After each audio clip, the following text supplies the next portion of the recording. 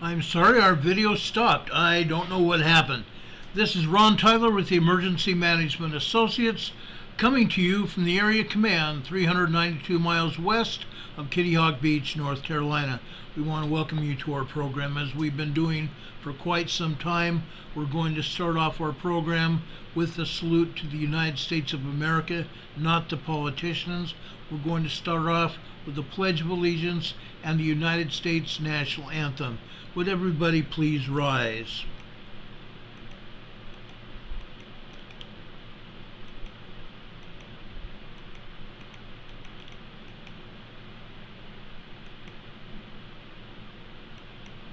I pledge allegiance to the flag of the United States of America and to the republic for which it stands, one nation, under God, indivisible, with liberty and justice for all.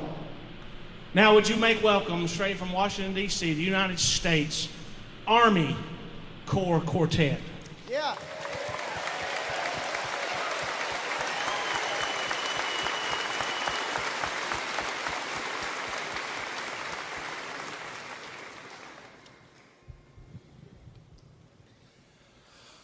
Oh, say can you see by the dawn's early light what so proudly we hailed at the twilight's last gleaming,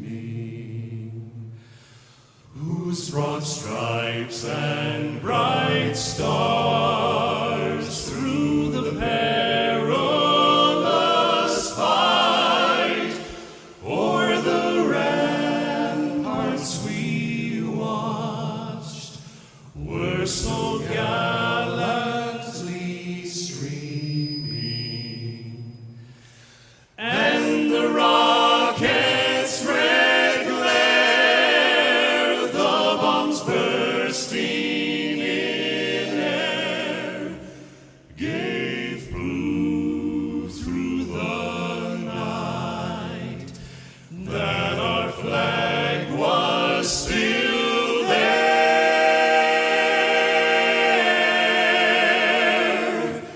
Oh, say does that star-spangled banner yet wave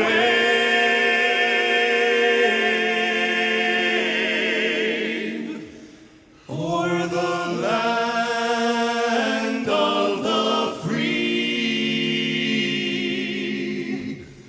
and the home of the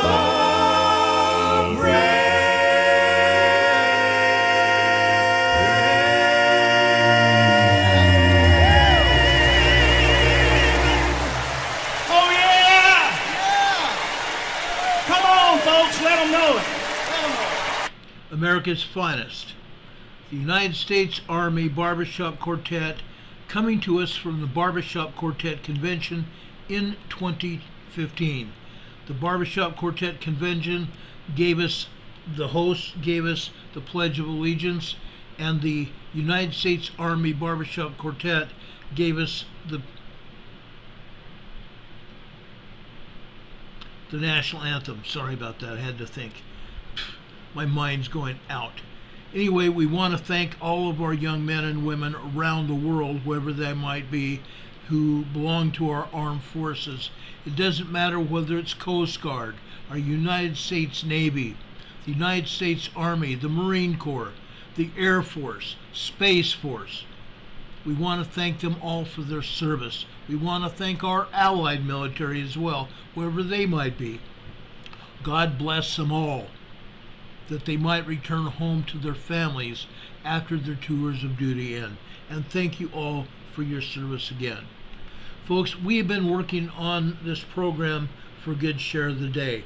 At about 6:15, I lost all of my data that I had collected throughout the day. At 6:15, I lost all my data. I finally discovered where they put it. They don't like me putting out this information. it's very evident to me, and this is not from a victim standpoint, this is not from bashing the agency, but quite honestly, we've caught them time and time again misplacing our data or not allowing us to collect it. But I found it for you just a little while ago. I thank you for standing by with us and being here with us to find out what we have for you. We have a great deal of information for you. I want to start off this evening giving you information on the Oregon and California, and now even the Washington fires, the wildland fires are going on. Over in Klamath National Forest, the lightning fire update. Besides the head fire, an additional 19 fires have been confirmed on the Klamath National Forest. Additional smokes continue to be reported as the day goes on and into the night. From the smoke towers, the fire watchtowers are spread throughout the forest. Happy Camp Oak Knoll District has 11 fires. The Swillop fire between Pony Peak and Bear Peak Roads is 0.1 acres, a tenth of an acre so far, and it is contained.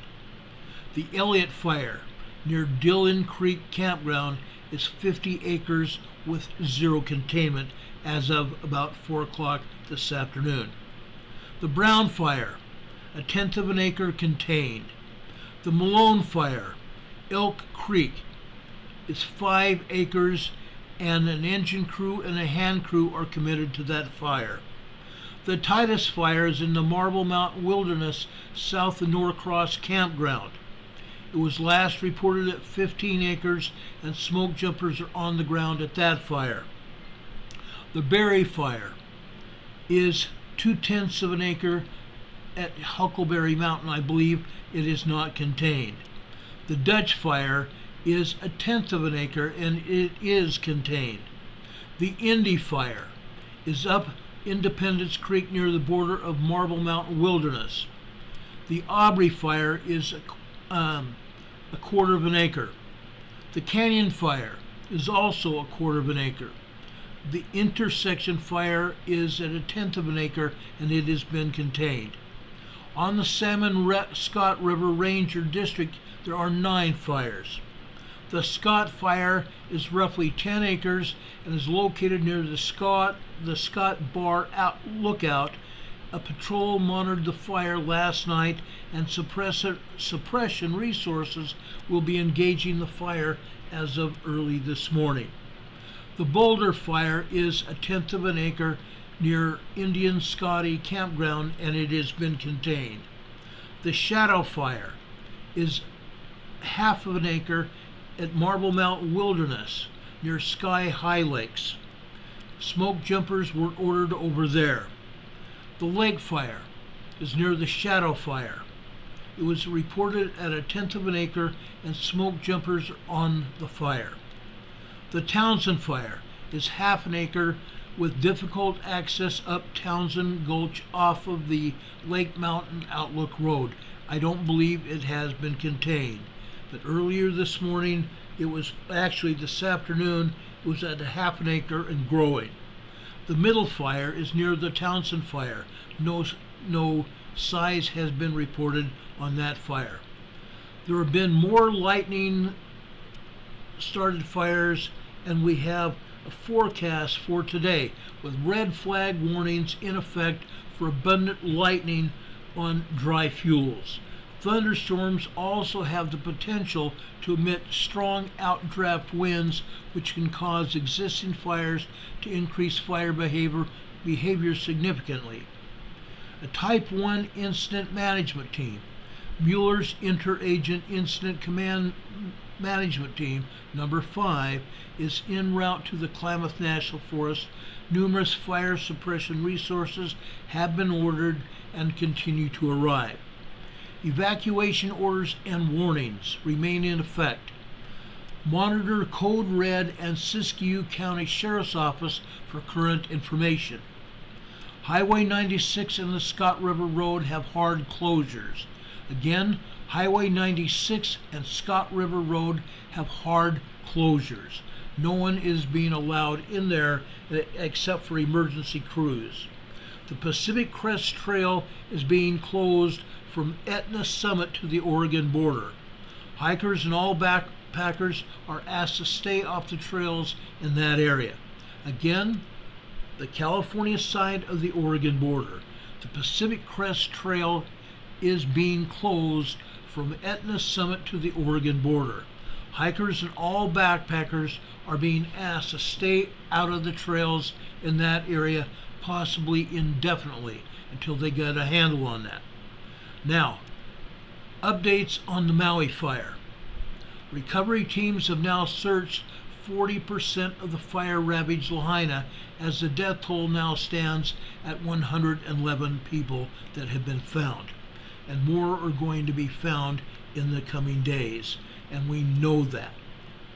We are very much aware of what's going on at that fire and that fire area. Now, folks, I want to do this.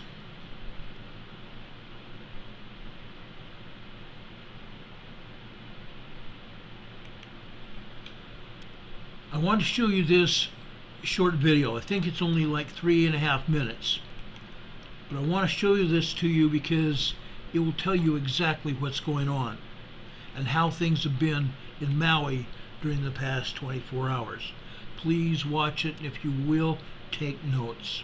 Aloha and welcome to This Is Now. Our coverage continues of the tragedy out of Maui. We're learning new stories of heroism and hope as the recovery period brings the community together. We're also learning about the missteps surrounding the response to the fire, and we have response from officials. But first, here are the latest details about the disaster. The death toll now at 111. 5 victims have been publicly identified. More on those individuals in just a few minutes. Officials say 40 cadaver dogs are now on the ground continuing their search efforts along with emergency responders from the mainland. 40% of the disaster zone has been searched so far. The Red Cross says 166 people were in shelters overnight, with another 279 being moved into temporary hotel housing. The Lahaina fire is now 89% contained. Stats from the Upcountry fire has been broken down into 2 areas. So the Olinda fire is at 85% contained, and the Kula fire is now at 80% contained. And now we're going to Okay, that's the information presently as we know it.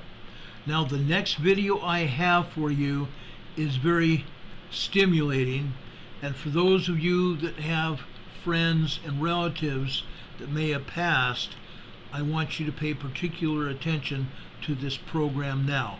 It's only, again, a few minutes long, and I believe you'll get a lot out of it.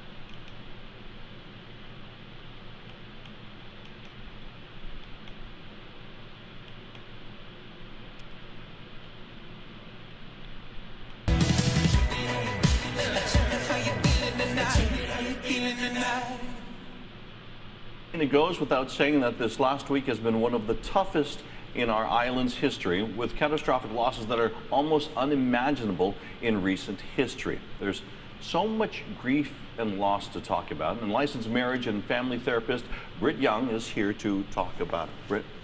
Well, good morning, Billy. You know, as I was kind of preparing for today, I realized it's so hard to talk about this still. I'll just be honest with the viewers.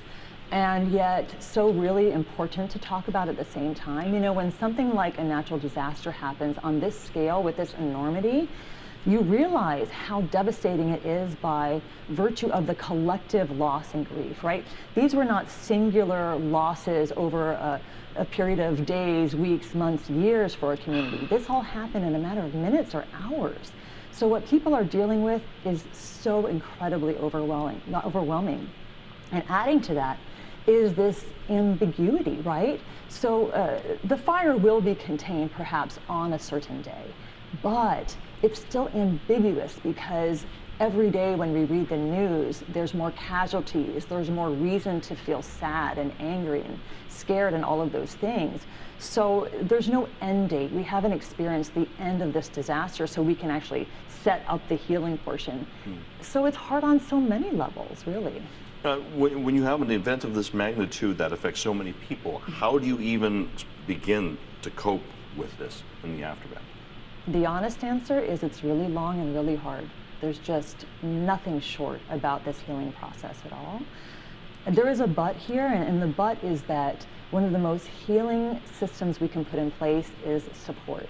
You know, if you are hurting, Billy, and I come to you and I say, I care about you, you matter, you're important, and I show that to you, that in itself is one of the best coping strategies we have, because you feel like you matter to the world and to me, and at the same time I can cope because I'm trying to help.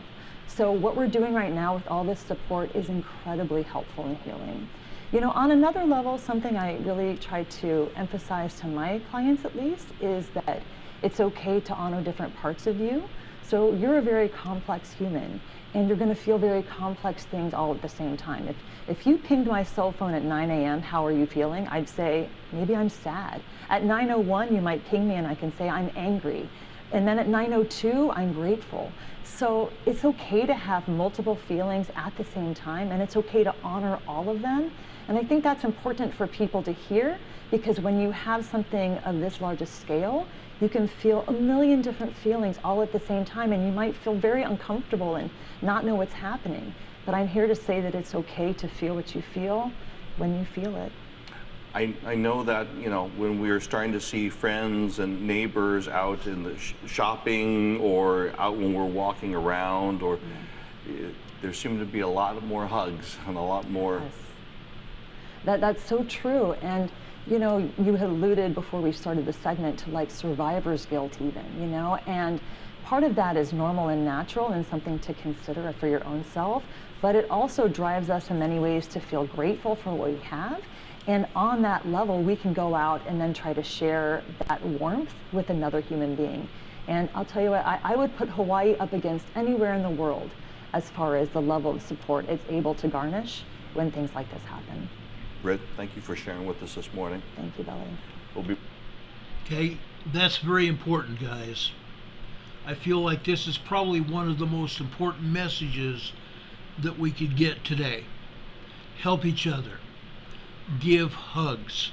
Love each other. Tell those people that are nearest you that you love them. Let them know. Sometimes it can be anger that we feel. Sometimes we can feel feelings of gratefulness. We can feel feelings of loss. We can feel feelings of togetherness and love and compassion. It's okay.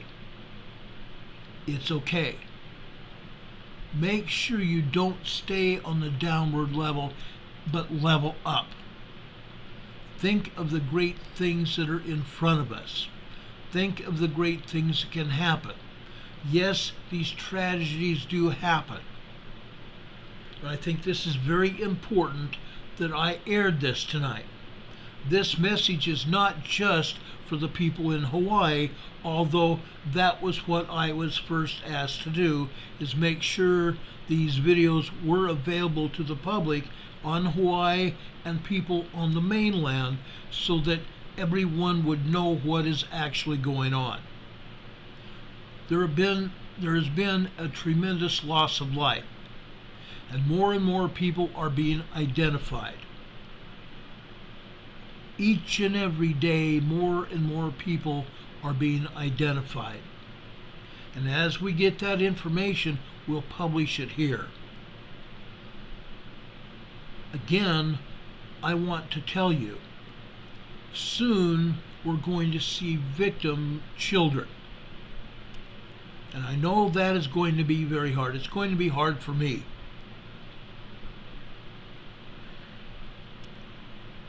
My first son I lost before I was even able to see him. It's a different kind of loss, yes, but it's still a loss. A lot of families go through that. In this case, over on Hawaii and elsewhere, parents are burying their children. They're losing their children. This past weekend over in Utah, there's a place called Echo Lake in northern Utah.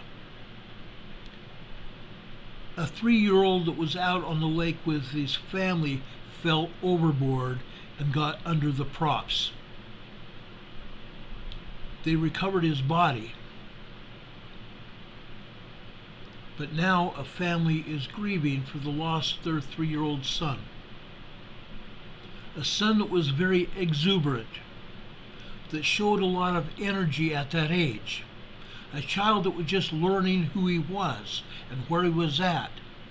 He probably had a lot of great goals in his mind as he was constantly learning about his family and his environment. Most children that age are rambunctious and wanting and eagerly learning every day. Now that family doesn't have that 3-year-old child with them any longer. I've heard the funeral is this week. Folks, it is a hard thing for a family to lose their children and to bury their children. It's just as hard, I believe, to bury your adult family members, your parents, your great-grandparents and great-grandparents. We can do it. We can get through it with help from each other. And if you feel like you need a professional, seek out a professional. They are there. They're there for everyone. Please don't go through it yourself. Please don't go through it yourself. You don't have to do that.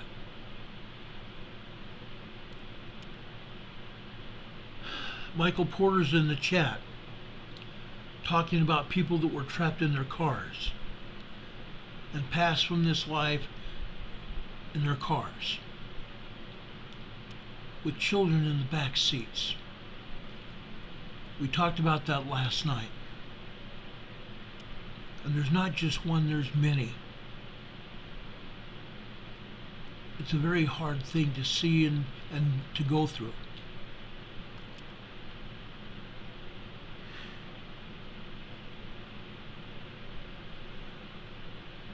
As an accident investigator, I've seen a lot of death, I've seen a lot of mayhem, I've also seen a lot of grief, and I've also seen a lot of love. Love that was expressed at accident scenes and other places during my career. Thankfulness to be alive. Thankfulness for the recovery and rescue crews, the paramedics, the police officers, the firefighters that help them. Don't hesitate to tell someone you love them, no matter who they are or where they're at. It's okay. Yes, Maxine in our chat says prayers for all. I completely agree. I humbly and completely agree. God bless those wonderful people of Maui. God bless everyone around the globe who has lost their loved ones for whatever reason. It doesn't matter. God bless you. Our loved ones are on the other side in heaven, rejoicing with their previously lost family members and loved ones. A great rejoicing is going on the other side. We can take such pride and gratefulness in that we have the answers that we need to get through this life. Michael Porter says, yes, Jesus is coming back. I agree. Amen. Anyway, folks, I don't want to dwell on that this entire program.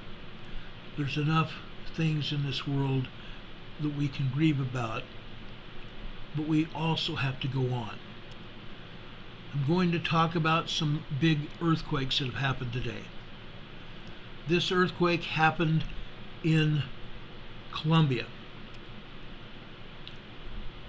It was a 6.0 magnitude earthquake. It's had numerous aftershocks. You see 3 of them here. 4.8, 5.0, and a 5.7 aftershock as a result of this 6.1, 6.2 magnitude earthquake. It hit Colombia, South America today. Look where it's at. It's in the mountains, the southeastern mountains of Colombia.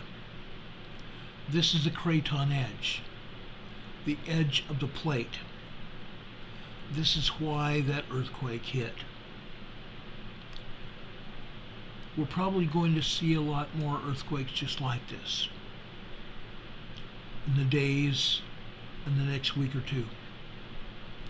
As this quake moves north into Central America, Panama, Costa Rica, El Salvador, Nicaragua, possibly even over into the Honduras, Guatemala, and southern Mexico.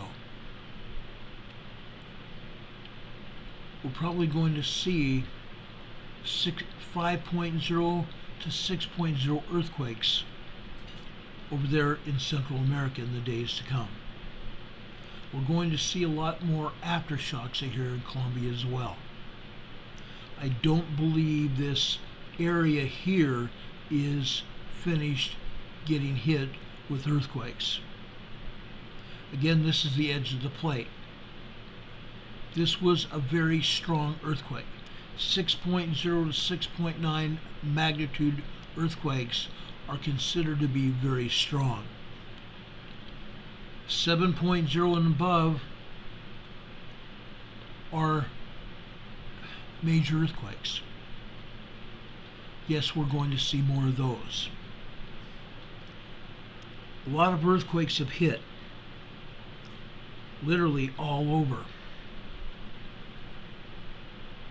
I want to go over to the USGS map, only briefly because we have so much else to talk about. I'm only going to be here for a very short time, guys.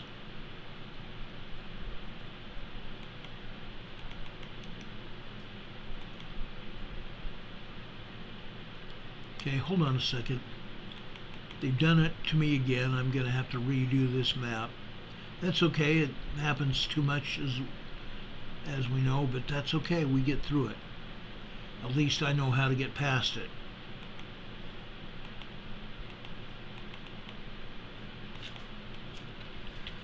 Going over here to the USGS map to show you some things that have gone on today.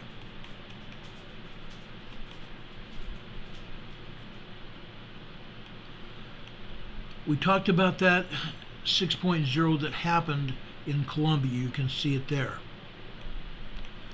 Let's go over to the mid-Atlantic. This, folks, is also a 6.0 earthquake. A 6.0 earthquake. Folks, this earthquake is going to follow the mid-Atlantic fault all the way north up here to Iceland.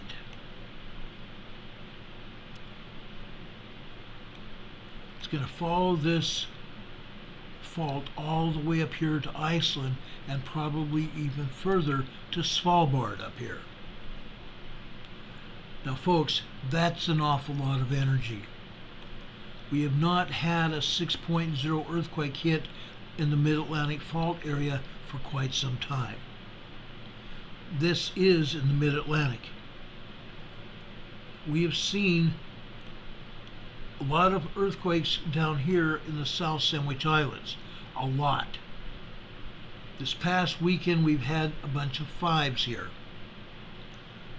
A few months ago we had 6s and even 7s here. Major earthquakes down here in the South Sandwich Islands. That energy traveled up through the mid-Atlantic. Folks, the mid-Atlantic fault is expanding. The mid-Atlantic fault is expanding. It's going like this. The western part of that fault is pushing the North American plate and the South American plate. The eastern side is pushing into Africa, as you can see here. It's pushing into Africa, and it's pushing into Spain, the British Isles in Europe, Scandinavia, and at some point I believe it may even separate part of Iceland. It may separate part of Iceland. As you can see, the mid-Atlantic fault here in Iceland, it's called the North Mid-Atlantic Fault here. It runs directly nearly through the entire, well, it runs through the entire continent, the entire island of Iceland. The Mid-Atlantic Fault is expanding, and it could pop.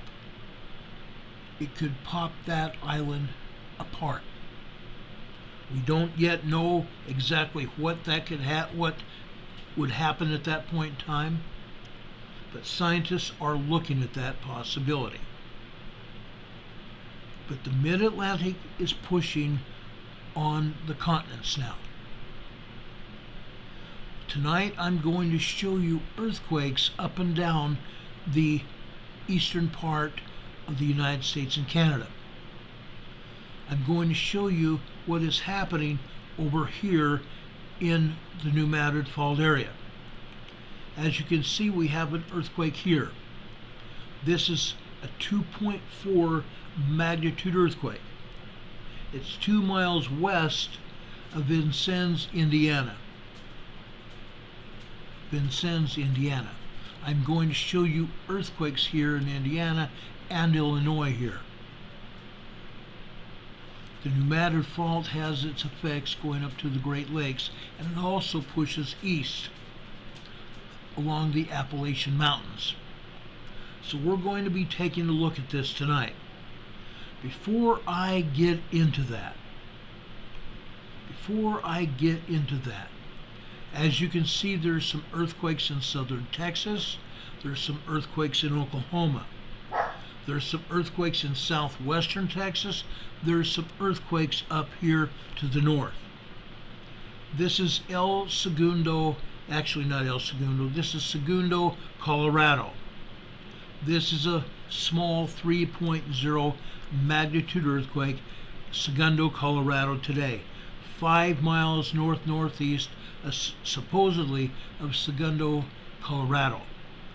As you know, USGS makes all kinds of errors when it comes to locating these earthquakes on their maps. But this is near Segundo, Colorado today. Okay? Earthquakes over here to the west. Okay? Caliente, Nevada, a 1.8 tremor. To the north up here, Yellowstone, Montana, a 0.8 microquake. Just to the east of there in Mammoth, Wyoming. Mammoth, Wyoming is the area where we have geysers. The Mammoth Geyser Basin is what they call it. Okay? This is 32 miles south-southeast of there. This is closer to Yellowstone Lake. Why they didn't put this at Yellowstone Lake, who knows? Okay? But again, USGS doesn't even know what they're doing. Just north of Yellowstone Lake, this is a 0.5 microquake. Not near Mammoth, Wyoming after all. Okay? Mammoth, Wyoming is up here. The Mammoth Geyser Basin is up here. Okay? Just so you know. To the west is 0.8 microquake we talked about, and this is a 0.4 in western Montana. Okay? There's a lot more other earthquakes here, but of course USGS is never going to tell us.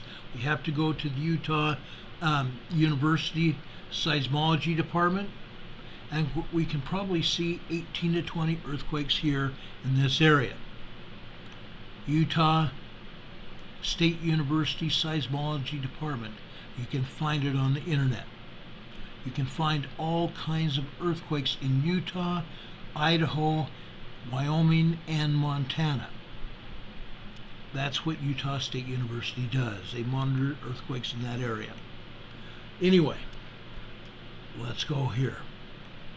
I'm going to briefly talk about some earthquakes over here in the Pacific Northwest. I told you that's what I was going to do, and I am going into it right now. Glacier Peak, Washington. 1.5 tremor, but this is just a minor tremor there. There's some earthquakes there, and Glacier Peak is steaming. Glacier Peak is steaming, meaning water, 6 to 7% of magma is water. The magma has been pushing up into this volcano for quite some time. And the water that's in that magma that's heated up to 2,000 degrees has found its way out of the volcano at the summit. And it's passing that water vapor and SO2 sulfuric gas out of the volcano. 1.5 magnitude tremor at Glacier Peak today. They don't often tell us about that. Further south, northwest of Mount Rainier, we have a 1.2 tremor here. This is just southeast of the Puget Sound. Southeast of the Puget Sound region. Further to the southwest of that, USGS tells us there's an explosion. An explosion out here. 1 mile southeast of Capucin, Washington. Capucin, Washington. Look at these areas. This is a populated area. Okay? Yes, the area where this explosion was, or supposedly was, is a forested area here. There is no quarries here. They did not call this a quarry blast, they called it an explosion. Well, folks, we know something else is going on here. This is 0.2 of a mile deep. 0.2 of a mile deep. This is a 1.4 tremor here. This is not a spontaneous combustus carnivorous, an exploding tree. Sorry, not gonna happen. USGS is dreaming. Catherine Sigerson is in the chat tonight. She says she's canning meat and preparing for a grid down situation. I applaud that, Catherine. I wish I was canning meat. That's great. That's great. And anybody can do it. Anybody can do it. Don Patoka, one of our mods here, one of my best friends, says not even gophers either. No, I don't think that's a 1.4 gopher explosion. Okay? No, not at all. Richard Smith is talking about a 3.1 earthquake over near El Salvador. Oh yeah. Oh yeah. A bunch of earthquakes down there in Central America. But again, what are they not telling us? What are they not telling us? Every day every day that goes on here. USGS and their maps don't tell us about any earthquakes in Mexico, in Central America, and they even tell us about fewer quakes over in South America. Sometimes they may show 4 or 5 earthquakes in South America when there's really 20 or 25. We've caught them doing that. Back here to Mount St. Helens, we have 3 seismic experiences, seismic events here on or around Mount St. Helens. Over here to the northeast here, this is a 0.2 microquake in the foothills to the northeast of Mount St. Helens. As you know, the last time Mount St. Helens blew out, it blew out the northeast side of the volcano. Over here is a 0.2 microquake. This is probably magma beneath the surface. Okay? There's magma beneath the surface of these volcanoes. Always. Always. Right by the rim of the volcano down here to the south, on the south rim, this is 0.1 microquake here. This one is 2.2 miles deep. 2.2 miles deep. Let's go back to this other one. This one was 5 miles deep. A microquake 5 miles deep. This is a 0.1 microquake, 2.2 miles deep. This one here in the southwestern foothills of Mount Hood, or not Mount Hood, Mount St. Helens. Boy, did I screw myself up there. A 0.3 microquake in the foothills, southwest foothills of Mount St. Helens. This is a mile deep. In every case, there are also earthquakes here that they will not admit to. Heaven forbid they tell us the truth about what's going on. They'll never do it. They'll never do it. There are earthquakes and tremors here at Mount Hood. They're not going to tell us about that either. Sad but true. Sisters Volcano down here. There's earthquakes and tremors here. They're not going to tell us about anything. Newberry, Sisters Volcano. They're not going to say a word about. Glacier Peak, they told us about for the first time in forever.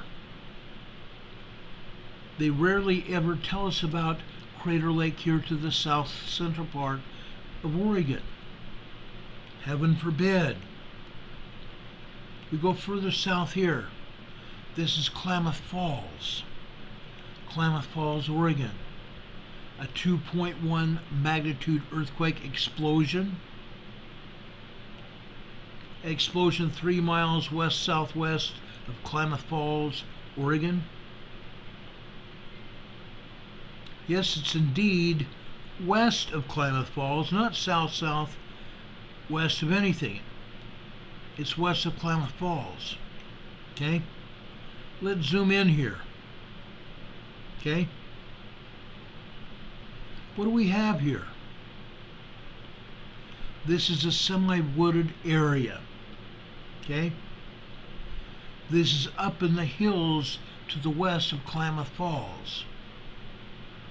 There's already fires in their mountains. This is a 2.1 explosion. No, I don't think so. It's a mile deep. There's no explosion there. This is a 2.1 earthquake west of Klamath Falls, Oregon. A 2.1 earthquake west of Klamath Falls, Oregon. I wish this preeminent seismic agency would get its act together. It won't. One of the other places I wanted to bring you here is over, and this is a 2.1 earthquake here Okay? This is a 2.0. This is a 4.3 magnitude earthquake today. 2 miles east of Petrolia, California. They've got it as a 4.1. It came out as a 4.3 earthquake here, just barely east of Petrolia, California. And as you can see, this earthquake here just happened. It's a 2.0 aftershock. This is a 2.1 aftershock. This is 18 miles deep. This new earthquake is this is also 18 miles deep. 18.4, and this is 18.4 also. The same place. The same place. This 4.3 was 20 miles deep. 19.8 miles, 20 miles deep. Okay? So the aftershocks were even more shallow than the main shock here. Okay? What you also should know is the location where this happened. Okay? Yes, it was near Petrolia, California. What is out here? What is out here, guys? We have the Gorda Escarpment out here, further out to sea from Petrolia. We also have the San Andreas Fault that starts here and goes all the way down through California, responsible for a lot of earthquakes today in California. We also have the Cascadia Subduction Zone. That's that line, red line that runs north here along the coast of California, Washington, and Oregon, all the way up to Queen Charlotte Island, British Columbia. So folks, where is this? This 4.3 and these other corresponding earthquakes aftershocks? The Mendocino Ridge. The Mendocino Ridge. The Mendocino Ridge is right, it starts out right at the coast and runs eastbound, away from the coast. These earthquakes are on the Mendocino Ridge, and in this case, they're in the southerly Cascadia Subduction Zone region. The region. Okay? Now, when we have these kind of earthquakes here, this earthquake may also be an aftershock of an earthquake that happened earlier this year. It was out here off the coast of California, off the coast of Ferndale, California. It came out as a 6.8 earthquake. When the earthquake happened at the time, I showed you heliplots that showed it to be an 8.0 earthquake. An 8.0 earthquake. We have had earthquakes ever since in this same area. This 4.3 now downgraded to 4.1, and the corresponding aftershocks could be an aftershock of that 8.0 that happened just a few months ago. Okay? It's down here on the Mendocino Ridge. Could be an aftershock of that 8.0. Okay? And as you can see, there are other earthquakes here southeast of there. This is Redway, California, with a 1.6 tremor. Redway has been getting hit with tremors and minor earthquakes for quite some time here. South of there, this is Laytonville, California. This is also 1.4 tremor. Laytonville has also gotten hit lately. Okay? Over here, this is Pillsbury, California. This says these earthquakes here have nothing to do with the San Andreas Fault. Not at all. You see that red earthquake here on your screen? This is the Stony Gorge Reservoir. 12 miles southeast of the Stony Gorge Reservoir, a 2.4 magnitude earthquake. And folks, this area, as you can see, that earthquake fault that runs right beside it. I believe that earthquake fault that's running right beside it is responsible for this 2.4 earthquake. Okay? This whole ridge here, this whole ridge getting hit. Okay? What is it? It's the Sierra Mountains. The Sierra Mountains. Of course, there's going to be an earthquake fault there. Okay? Further south, this is Clear Lake Volcano to the west of here. This is supposedly 9 miles east of the Clear Lake Volcano. You see Clear Lake here. Yes, there is a lake. There's also a volcano there at the top of the lake. Down south of the Clear Lake is a huge geothermal area. Man has drilled into the upper magma chambers of the Clear Lake to harvest steam from the upper magma chambers of that volcano to power turbines to generate electricity here. Well, folks, when they've done that, the seismic energy in that area has hit those drill points, those man-made earthquake faults. When it hits those man-made earthquake faults, it shatters or fractures a rock at those faults. And it causes earth movement when it shatters or fractures a rock, doesn't it? That's why we get all these earthquakes here in the geysers area. It's called the geysers. The geothermal area is called the geysers. It's an electrical production facility, a geothermal electrical production facility.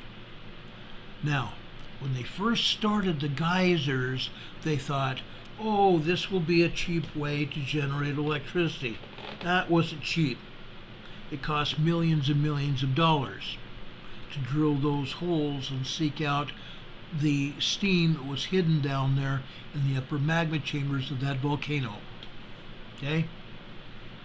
Then they had to power turbines to generate the electricity. So they had to build turbines in this area.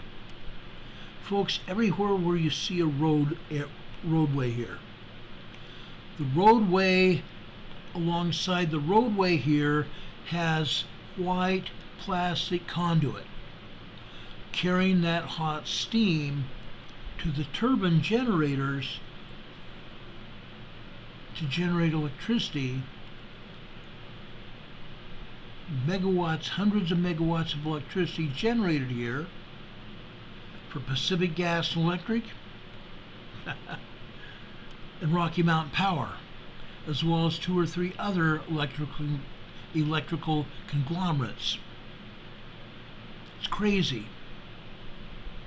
Yes, it's truly crazy what is going on here.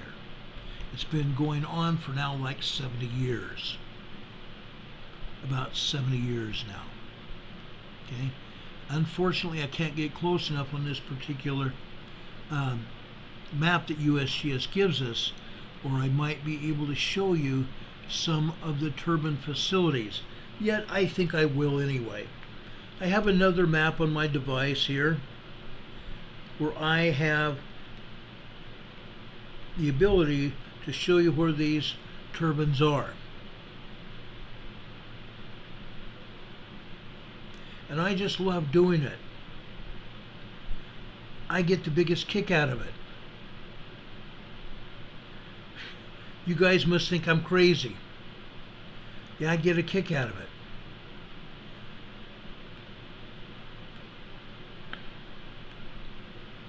I want to show you something.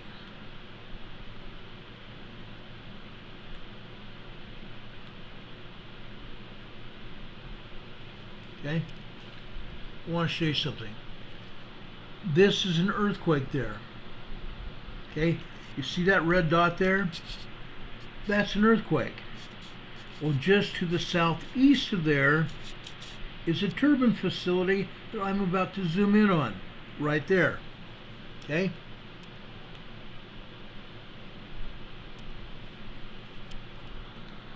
Here's that turbine facility. It's one of 80 turbine facilities all over the hills in the Sonoma County area. Sonoma County, California is the area where these geysers facility sits. Okay? So that's just one of 80 different turbines all over this complex. There's another one. They're literally all over. They're literally everywhere here. Now I want to show you, while I'm here, I want to show you the drill points. Okay? This is one of many drill points here.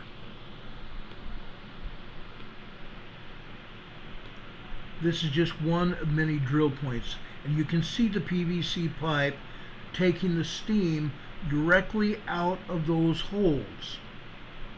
Directly out of those holes there, and pumping that steam over to a turbine facility. Okay? You can see all over these roadways here.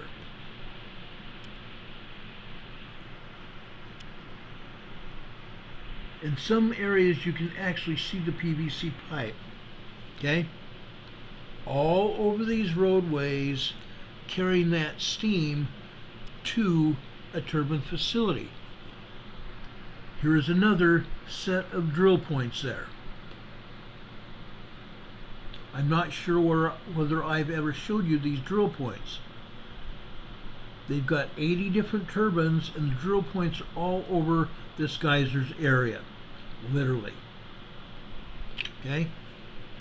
So now you know what's happening to the geysers. Okay? For those of you that have never seen this program, that lake right there, that's Clear Lake. There's a zoomed in view of Clear Lake. Okay? Down below that lake is a volcano. Under that lake and around that lake and all over around that volcano are underground upper magma chamber areas that have steam and magma. Okay?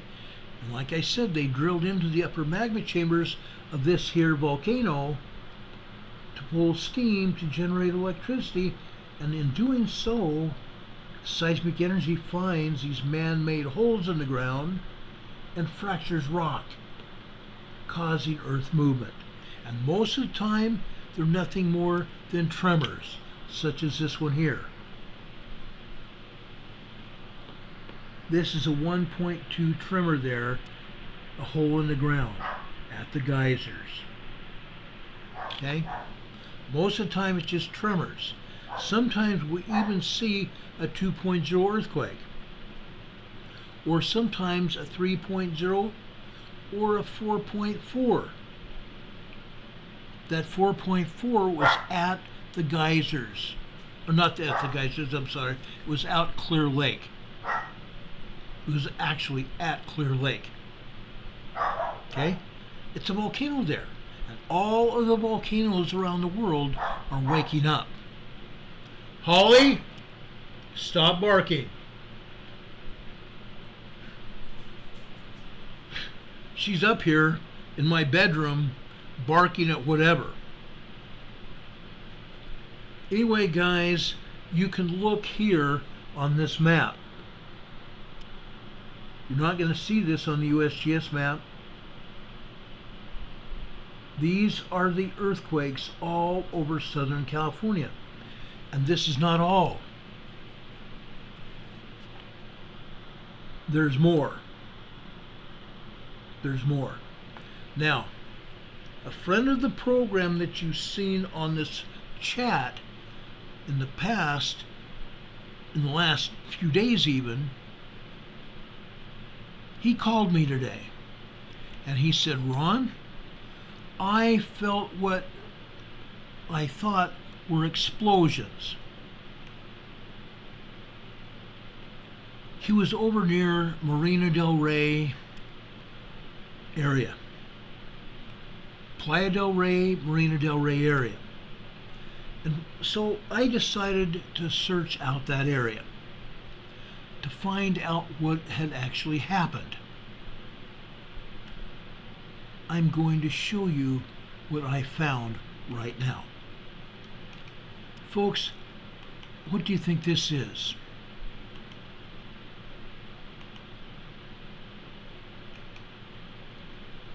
Of course, this is a seismogram, yes.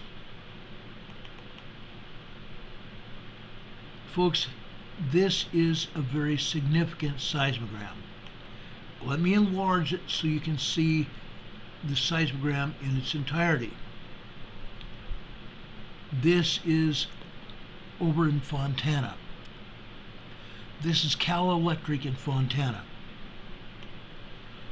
Look at the tremors here, but also look at the earthquakes, especially at the bottom of this, on that black line there. Polly Purebred just gave us a $2 super chat. Thank you very much. Thank you so much. I appreciate that. God bless you for that. We appreciate all of you supporting our channel, whether it's in the super chat or whether you send it over to our PayPal. We have 2 different PayPal locations, and we have a Venmo location there as well. We appreciate you also sending checks and money to us through the mail to our P.O. Box. P.O. Box 422, Valdese, North Carolina. The zip code is 28690 at our P.O. Box. We appreciate all of your cards and letters. I got a card and a note from our dear friend of ours that lives in Oregon. Laura Marie sent it to us, and we dearly love her so much. She sent us super chats. She's also sent us cards and letters with donations, and we appreciate that as well. We appreciate all of you who've done that. Stacy Michaels, who's one of our viewers, sent us a good sized check so we can take care of some of our medicine and put some food in the house that we were running out of, which I greatly appreciate. Thank you so much for all your donations, for your love and caring. We do appreciate it. But today in Fontana, guys, Fontana, as you have seen in the past weeks, has been increasing in earthquakes. And they've been getting larger and larger and larger. When we started out here in Fontana 2 or 3 years ago, all we were seeing here is minor tremors. Now we have more than just even minor earthquakes. Down here in the bottom left, we have 2 earthquakes here. Both of these are at least a 2.2 to 2.5 minor earthquakes. You can see other 2.0 earthquakes here as well at the bottom, and there may very well be other 2.0, 2.5 earthquakes throughout this seismogram, because you see these different colors launched high and low. And it's hard to understand which line they come from, but I think I know. Okay, we have earthquakes hitting here in Fontana.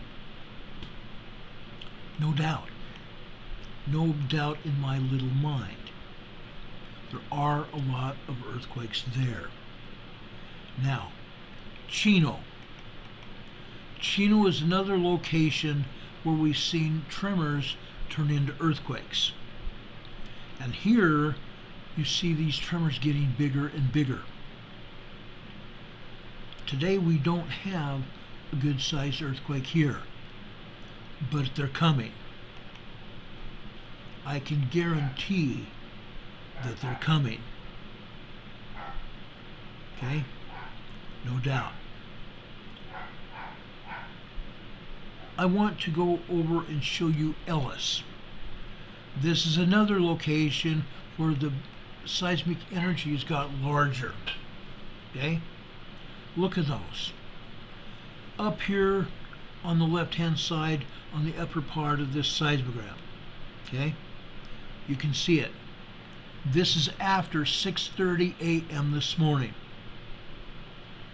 2.5, 2.8 magnitude earthquakes happening this morning within the first 3 minutes after 6:30. 6:31, 6:32, and 6:33 here. Good sized earthquakes here. Okay? Heidi Petrick just gave us another $2 super chat. Thank you so much. God bless you, Heidi. We appreciate that. Folks, this doesn't just happen. This does not just happen. This is Ellis. Okay? Let's keep going here. I showed you Fontana. Let's go over to Moore Park. Look at this. Look at this, guys. This happened just after 11 a.m.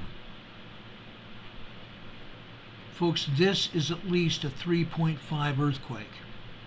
The top and the bottom are cut off. Those seismic signatures may have been longer. This could have been as much as a 3.5, 4.0 earthquake.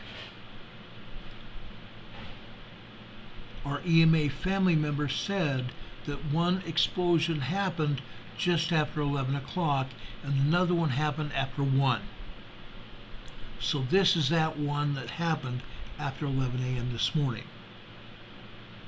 This is Moore Park, California. And it's a pretty good sized area. It's a bedroom community for the most part, but they have businesses here as well. Moore Park, California. Let me show you something else. Not explosions, these are earthquakes. This is Pardee. Pardee, California has been getting hit more and more. There's nothing but tremors here at Pardee today. I didn't show you Pardee yesterday. I don't know why. Maybe they didn't have it. They do that all the time. They hide information from us. And that's okay, because we'll find it. Here is Marina del Rey, Playa del Rey. I do not see any earthquakes here. This is where he was when he felt the earthquake. Okay? There's nothing here but just minor tremors here. 1.2, 1.3 tremors. Nothing larger than that here at Playa del Rey, Marina del Rey area. But it's not over, guys. Okay? Bigger earthquakes in Southern California today. Okay? How about Rancho Palos Verdes over near the coast? Rancho Palos Verdes over by the coast. What is going on here? Look at the tremors here. This does not happen every day at Rancho Palos Verdes. These are 1.6, 1.7 tremors here. And you can see what's going on here. Let's keep going, because I still want to get to New Madrid here. We've been on the air just over an hour. Okay? How about University of Southern California, Los Angeles? Look at this. This is also building. Prior to today, all we saw were minor tremors. And yes, we've still seen minor tremors, but it's not just 1.2, 1.3 tremors. Look here. just after 9 a.m. this morning. 9:03 a.m. this morning, we have a 3.0 earthquake. A 2.9, 3.0 earthquake. These can be felt. 3.0 earthquakes can be felt. And if you're close enough, you might even hear the plates rubbing together, the fault rubbing against the other side of the fault. Okay? It's called a slow slip fault. Strike slip fault. Okay? Let's keep going. How about Walnut La Puente? This is a volcano. Look at what we're showing you today. These are earthquakes in the Walnut La Puente area caused by magma down beneath the surface. There are homes and businesses all over the caldera where this volcano is. And folks, some of these earthquakes are 3.5, 4.0 moderate earthquakes. 3.5 small, 4.0 moderate earthquakes. This is a ton of seismic events. This is a ton of seismic events happening in the Los Angeles area. Okay? Yes, we saw indeed a bunch of earthquakes here yesterday. It's now increased. There is a definite increase in seismic activity at Walnut La Puente. It's definitely an increased value here all over Los Angeles today. Literally. Okay? But that doesn't end. Remember I showed you the Salton Sea over in Imperial County, California last night? Let me show you the town of Imperial. This is just south of the Salton Sea by about 18 miles away. Look at this. Yesterday we had just one flare-up of maybe a 3.0 earthquake, and USGS didn't even put it up. Look what happened today. It wasn't just one 3.0 earthquake today. We had 2.0 activity just before 8 o'clock, 7:30 this morning. And it got bigger and bigger and bigger. Just about 9:28 this morning, over on the right-hand side in the red. Folks, we can't see the bottom of that. That's probably a 3.0 earthquake, and it spanned a minute and a half. A minute and a half of 3.0 shaking. You can use. Sorry about that, guys. I have trash ads coming on my phone, and I'm going to stop it right now. There we go. Look at these earthquakes. Then after 10 a.m. this morning,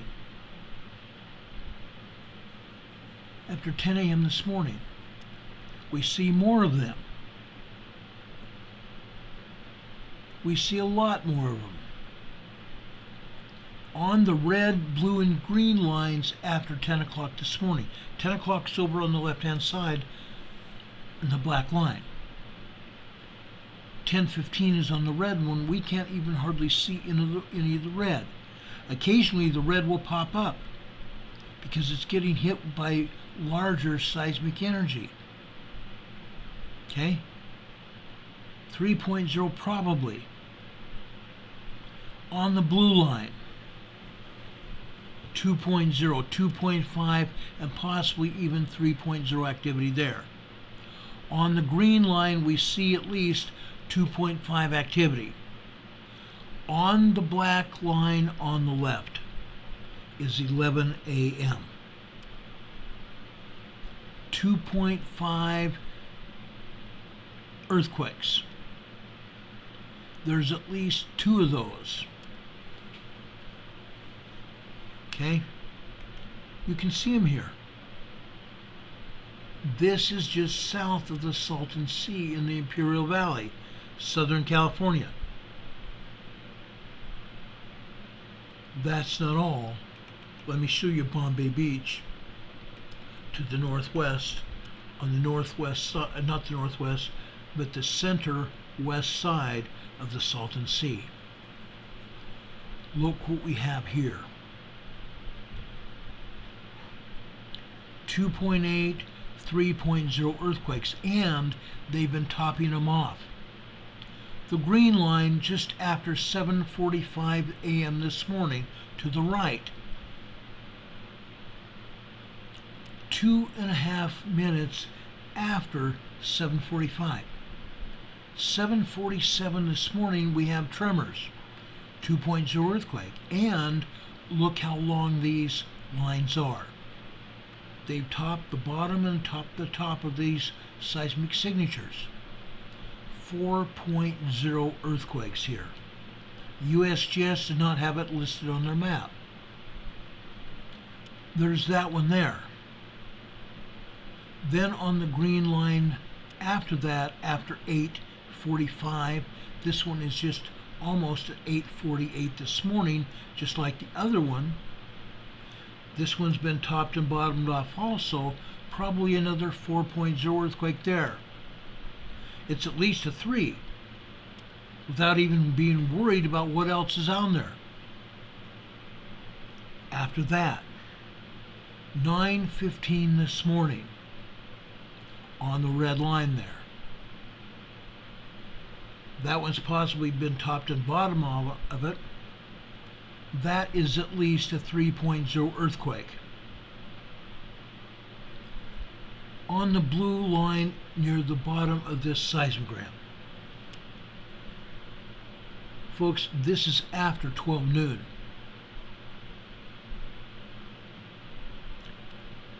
This is 12:41 p.m. this afternoon.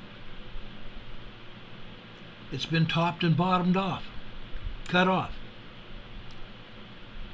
Knowing what we know about this area, just like it is right now, it's at least a 3.0. 3.5, 4.0 earthquakes hitting this area every day. This is just today. And you can see the other activity on this seismogram. Southern California is getting hit, and it's getting hit in a massive way.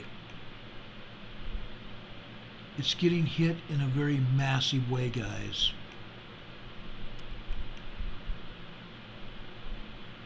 It's getting hit in a very massive way. It's not stopping. We see earthquakes hitting southern Mexico. It's not seen on the USGS map because they'll never tell us about it.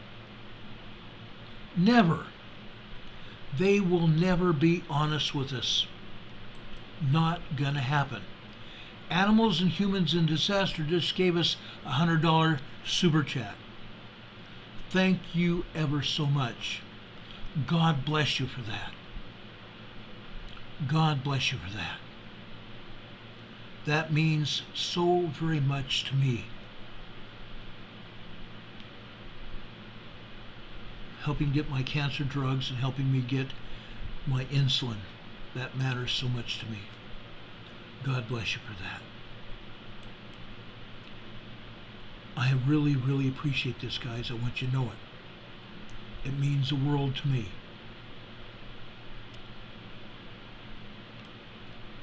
Now, knowing what we know, after showing you all this happening, what do you think? What do you believe in your heart is going to happen here? Richard Smith is talking about another 2.0 minor quake in Italy.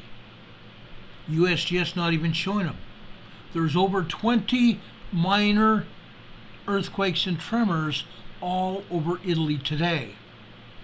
20 of them. USGS shows us none. 0. Julie Healing Leaf says she's cured stage 4.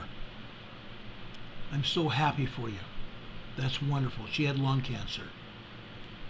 God bless you and continue to bless you. Stage 4, guys, most people don't live through it. I refused chemo. I got radiation. It took a lot out of me. As a result, you see me constantly wiping my brow, causing hot flashes all the time, and I'm taking medicine to reduce some of that. It definitely does. It still hits me. Sometimes I have to take a shower after the show. Oh, Julie didn't have it. Another guy did. She knows, apparently. Stage 4 cancer. Wow. Wow. That's great. Nathan Hester, my friend from Mississippi, is here. Thank you for being here. Nathan was very sick a couple weeks ago.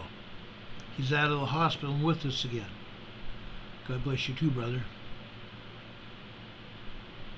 KGB, Campy Fleegry, is picking up minor tremors this past week. It sure is. That whole area is. Guys, we just had at least a 6.2, 6.4 earthquake in northern Colombia. It's going to continue to hit. That seismic energy is going to continue to go north. Central America is going to probably get hit by a 6.0 earthquake, if not a 5.5. Southern Mexico, you can see a 5.0, 5.5 earthquake coming your way within the next 2 to 3 weeks, possibly sooner. Then that seismic energy is going to continue to go north. After it hits in Mexico, I will make my next forecast for another earthquake in Southern California. It's coming. And I'm talking about a major earthquake in Southern California. It's coming. It's there, guys. Nobody can deny it. Nobody can deny it. It's coming. We see the earthquakes now here in Southern California tonight. I showed it to you today. Tonight. It's happening all over. Literally all over.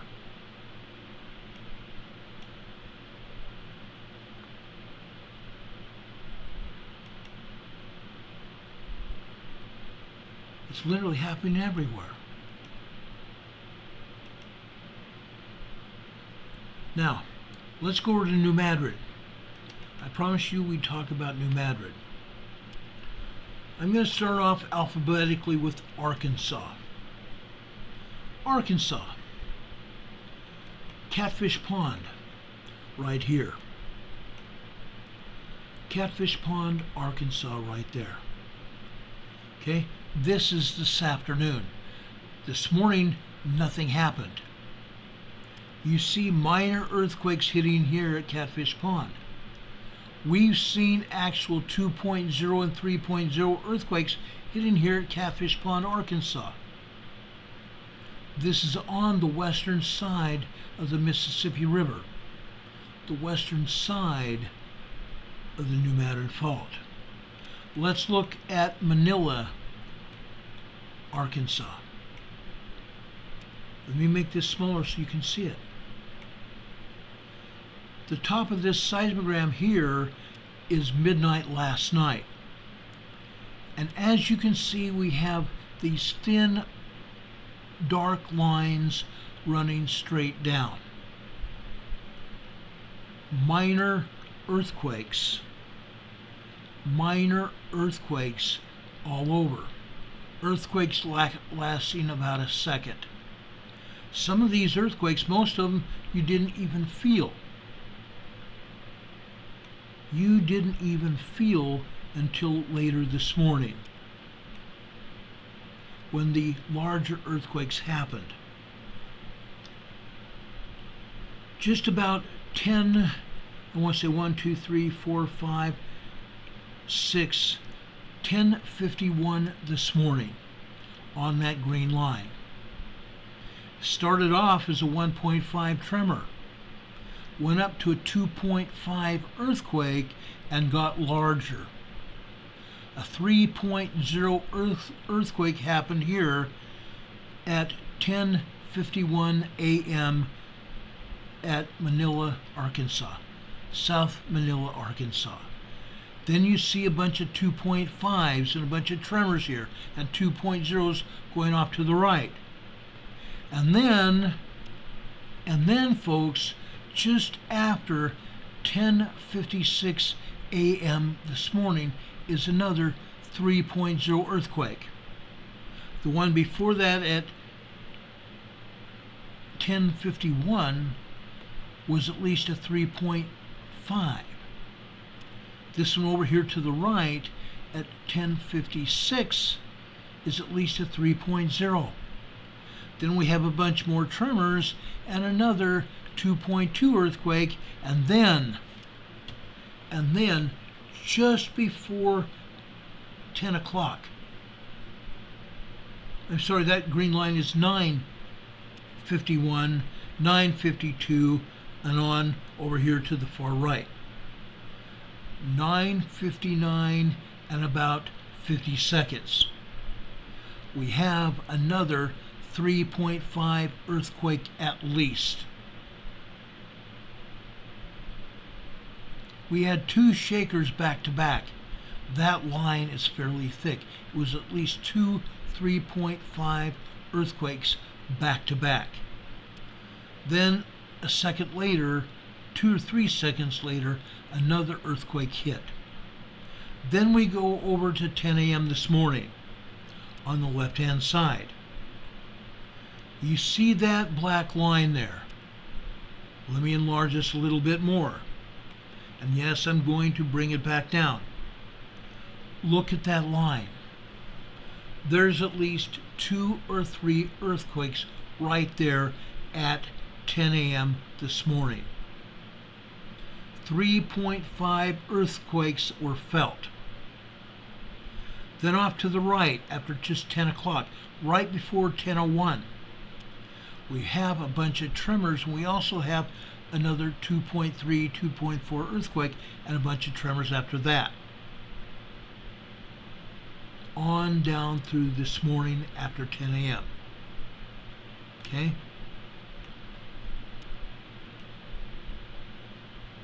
That's what happened this morning in South Manila, Arkansas. If not that, what else? Let's go over to Marktree. The rest of the morning in Manila South, it was quiet. But they had some good-sized earthquakes there this morning, didn't they? Marktree, Arkansas, look at this. This almost looks like that other one up in the Imperial County. Okay, doesn't it? Doesn't that look interesting? Just like Walnut La Puente. This is not a volcano. This is Marktree, Arkansas, on the western edge of the New Madrid Fault. Guys, we're having 2.5 earthquakes this morning, early, just after 12:18 a.m. this morning up at the top. 2.5 earthquakes. Look at that earthquake sequence. From the beginning of the tremors to the end of the tremors to the right, which is a secondary quake. We have 2.0 earthquakes, and then we have a secondary quake, secondary wave. That secondary wave lasts nearly a minute. Then we have a body wave that goes out for at least another 2 minutes. I have a feeling this was not just a 2.5 earthquake. This may have been a 3.5. Maybe this seismograph has been turned down. Maybe the seismograph has been turned down because just looking at the data here, the seismic waves, that tells us that this earthquake was larger, doesn't it? Look at these others. These others, through the darkness hours this morning, were just minor earthquakes. For the most part, tremors and 2.0 earthquakes. Until after daylight this morning. Let me show you the rest of this seismogram. Okay?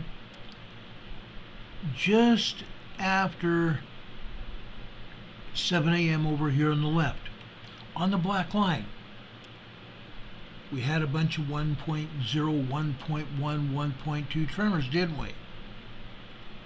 Okay? That continued until just after 7:05 or 7:20 a.m. this morning. The tremors got bigger. 1.2, 1.3, 1.4 tremors.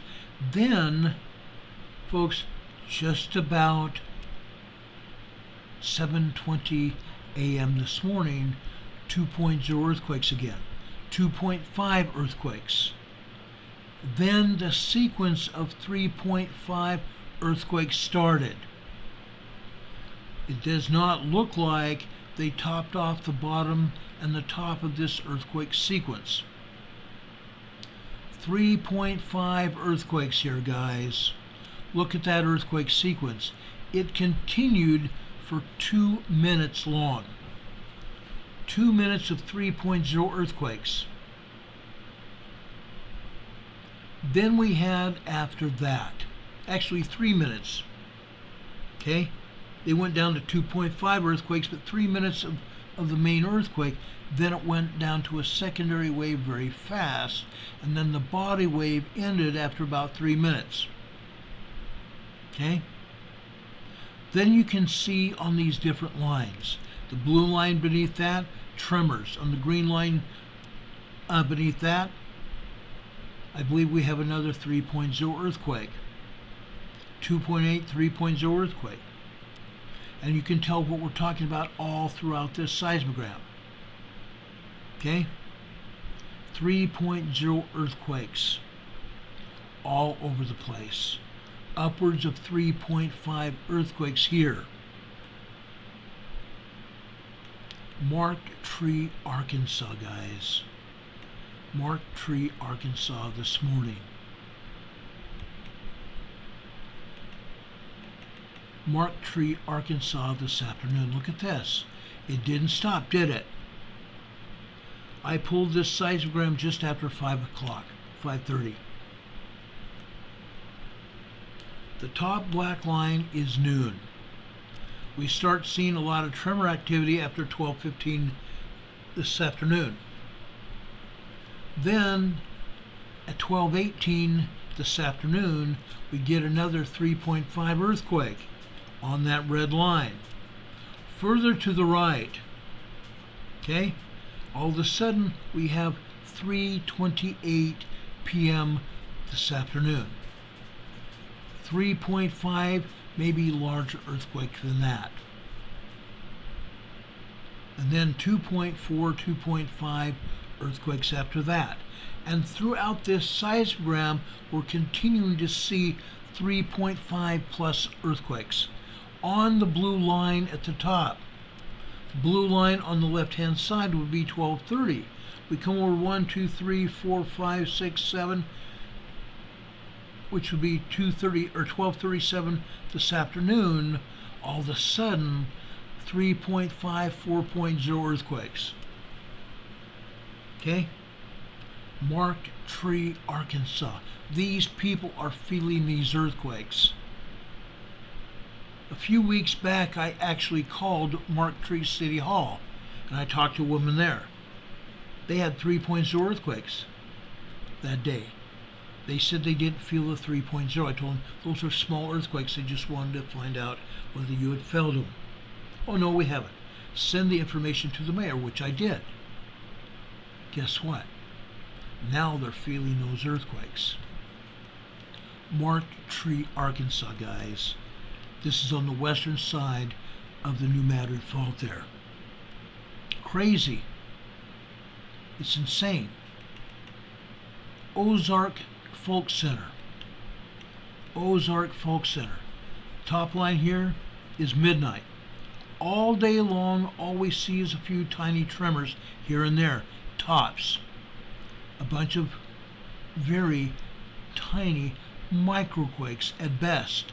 Then all of a sudden here, just after 11:30 a.m. this morning, 1, 2, 3, 4, 5, 6, 11:36 a.m. this morning, 3.0 earthquakes. In this case, they look like they're topped off. They may have been larger than 3.0, 3.5 maybe. 3.5 activity at Ozark Folk Center.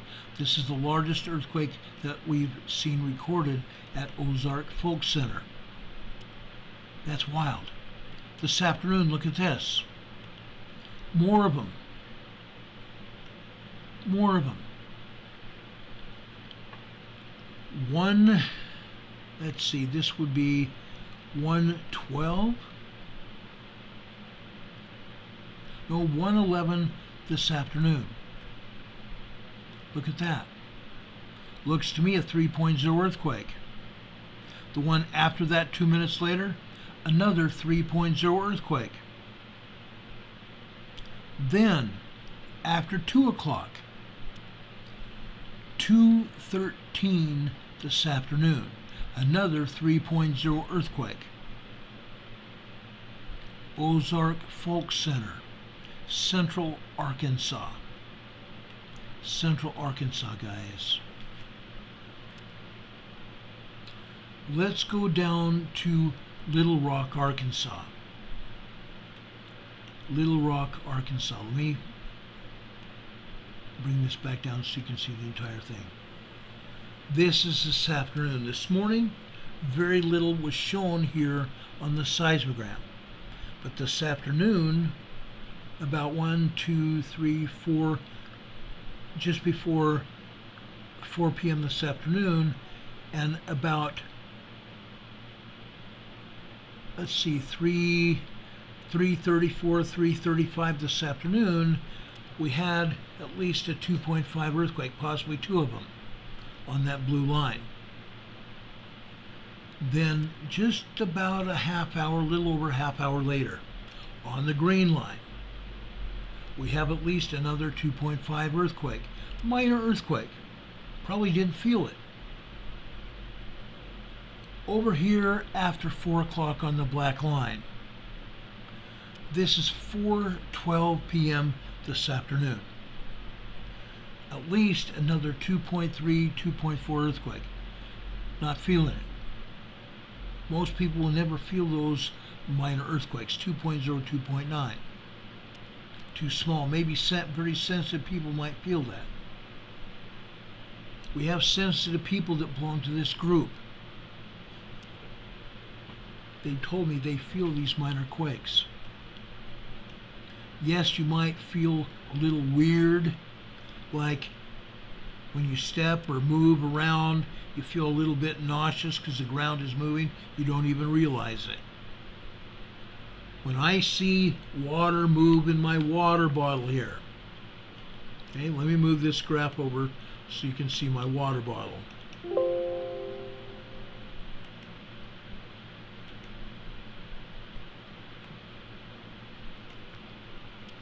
When I see water moving in my water bottle, okay? See my water moving in the water bottle a little bit? When I see water moving in my water bottle and I'm not touching my desk, guess what? We're getting a minor quake. I might not feel it, but my water bottle's telling me. Okay? No, I can't make predictions with my water bottle. I can't see into the future. Oh, water bottle. Water bottle, water bottle. What can I see? Not a thing. It's nice tasting. It's great tasting. It doesn't tell me anything. But it shows me when it's shaking that we're having a quake. Minor as it is. But folks, this is serious, guys. This is serious. This is Little Rock, Arkansas. I've been there. This is right smack dab in the center of the New Madrid Fault. It's not too far off to understand what's going on here. Okay? So let's go from there. Let's go down to Truman, Arkansas, south of Marktree. Look at this. Yes, we have some 2.0 earthquakes here. This is this morning. From midnight last night, up at the top. 2.2, maybe 2.3 earthquakes and a bunch of tremors. Long-term, long-duration tremors and earthquakes there. Starts off here just after midnight, 12:02, 1.0 tremors. Builds in more and more tremors, 2.0 earthquake, maybe 2.2, 2.3 earthquake. The seismic energy goes about a minute, minute and a half. Then it goes down to tremors again, 1.5 tremors. Goes down to 1.3, 1.4, down to 1.2, 1.0. That takes 3 minutes. 3 minutes for that to go down from 1.3, 1.4 all the way down to 1.0. A secondary wave. So this was probably a 2.0, 2.5 earthquake, at least. You see these long duration tremors, guys? Lasting 1, 2, 3, 4, 5, 6, 7, 8 minutes. On this second green one down. Then that third green one down here. I can't see what time it is. Let's enlarge it so we can see what time it is. That was happening at 6:45. We have 1.0 tremors, 1.2. That earthquake, it's a seismic signal here. It goes from tremors to 2.0 earthquakes. Look at that sequence there. Tremors to earthquakes. Last 1, 2, 3, 4, 5, 6, 7, 8, 9 minutes. From tremors and earthquakes to tremors again, and just all the way down, 8 minutes. Long duration tremors and earthquakes. That's what we've had here. Down here near the bottom on the left hand side, blue line is 10:30. This seismic event started happening at about 9:26 this morning. Tremors building into 2.0 earthquake at 9:29. 9:30 it turns into a 2.2, 2.3 earthquake. That sequence lasts another minute and a half. Then we have almost 3 minutes of secondary wave. Then it turns into a body wave and goes out. 2.5 magnitude earthquakes. We have a bunch of tremors here after that. A lot going on in Arkansas, the center of the New Madrid Fault. Truman this afternoon. Long duration tremors here.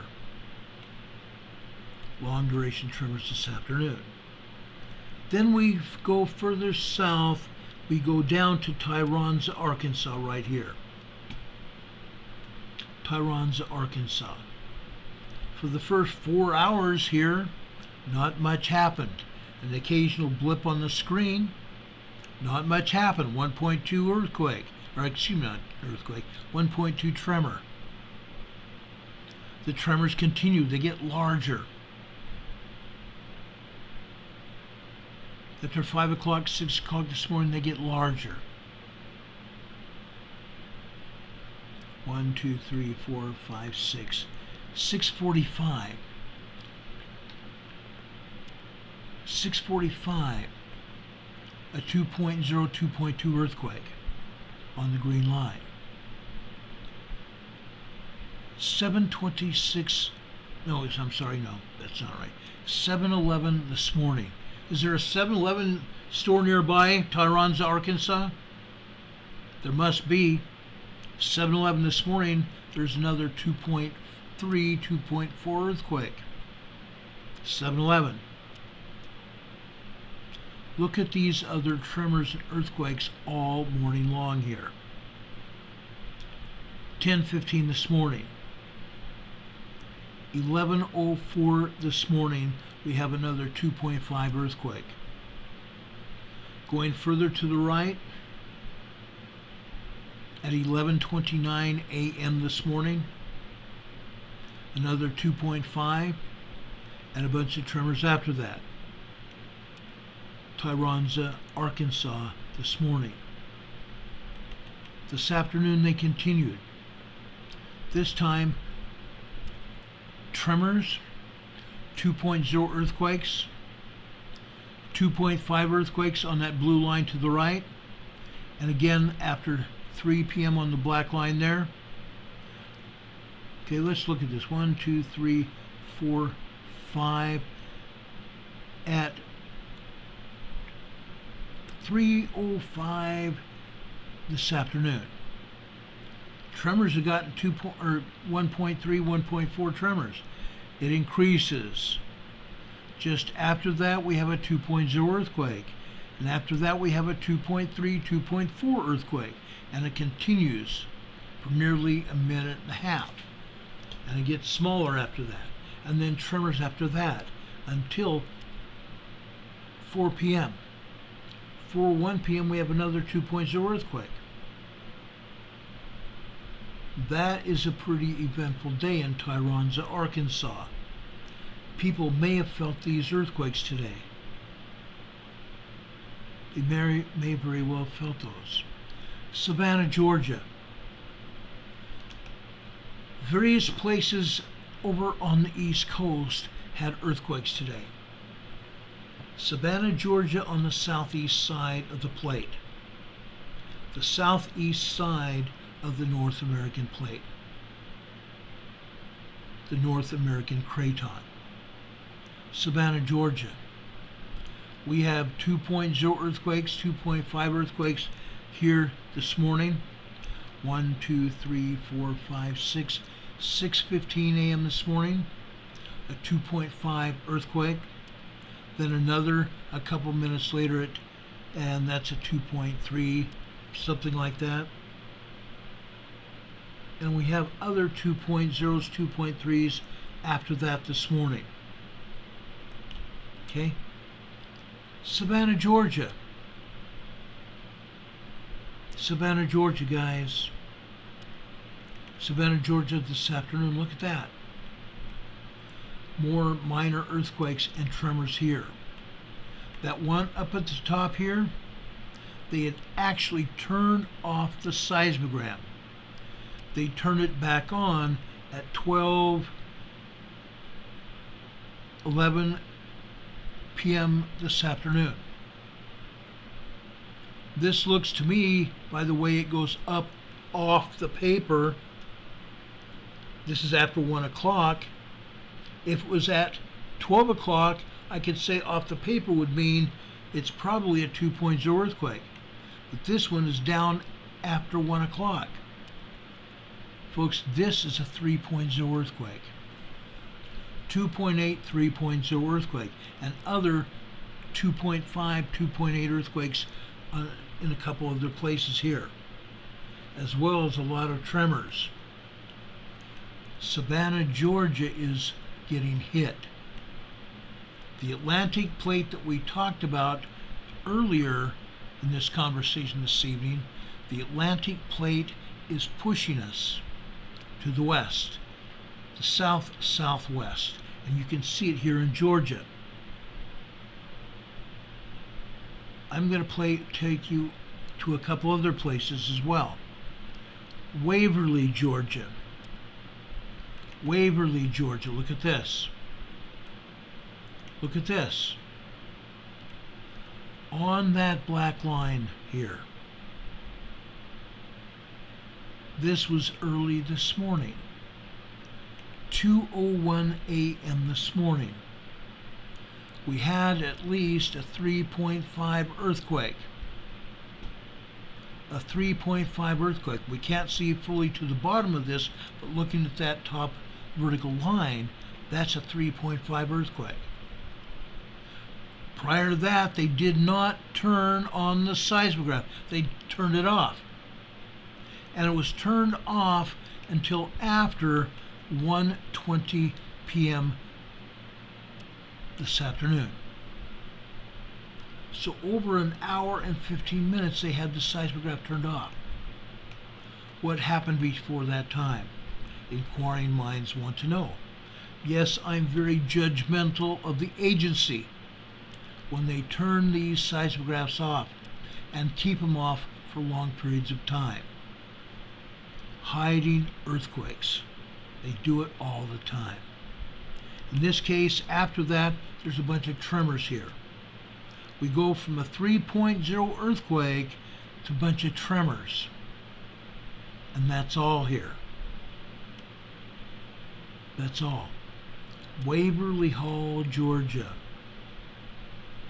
Waverly Hall, Georgia. Savannah, Georgia, moving. Granted. How about up north, on the north end of the New Madrid Fault?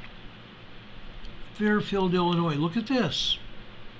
Isn't this a lot of activity in Fairfield, Illinois? Midnight, during the night, I don't even think it could be classified as microquakes. There's nothing there. It's a solid line. A solid line. There's a couple blips on that.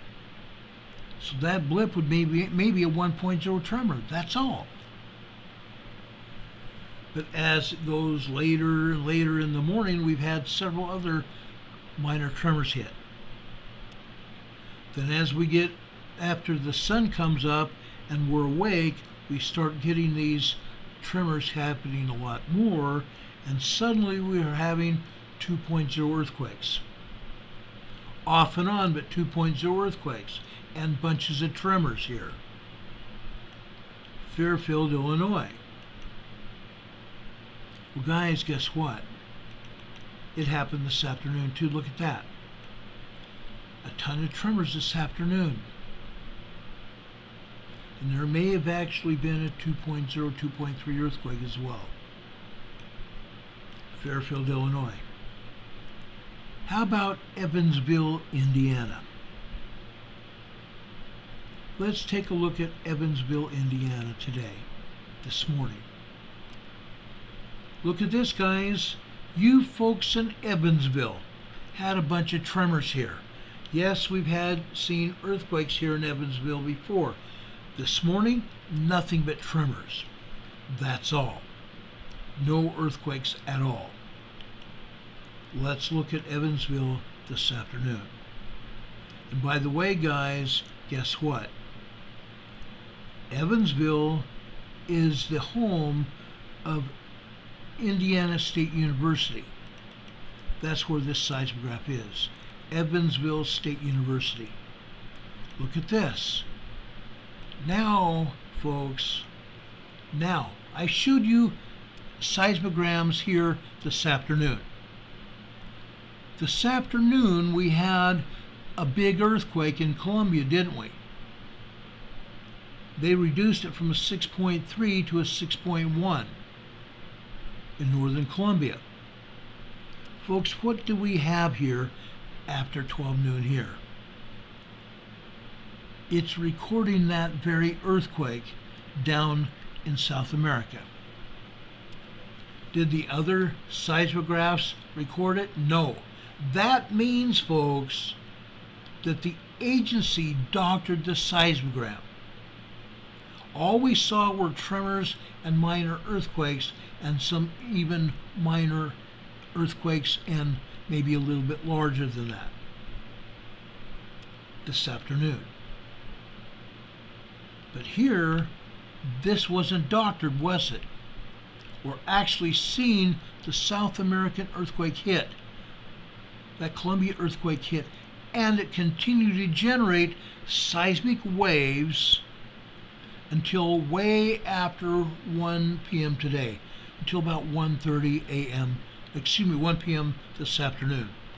1:30 p.m. this afternoon, I believe it finally stopped. Okay? The seismograph here stopped recording it. But we have a lot of tremors here. We have a ton of tremors here in Evansville, Indiana, at the university. Okay? Now, I don't remember showing you the helioplot for that earthquake in Colombia. This is it. This helioplot comes from Brazil. Samuel Brazil. Samuel Brazil is in central Brazil. This is very south, probably 1,000 miles south of the epicenter of that quake. Look what happened. It was off the charts. Folks, this may have been a 7.5 earthquake. This does not look like a 6.3, 6.4, which is what it came out as. This is probably a 7.5 earthquake. At least a 7.5 earthquake. Okay? Crazy. That's like insane. This is Venezuela, right next to it, to the east. In this case, you can see that seismic wave going off the paper here. You can see the seismic wave continue for quite a while. In this case, that seismic wave, each line here is an hour's time period. You can see the original seismic wave. It lasted just a couple minutes.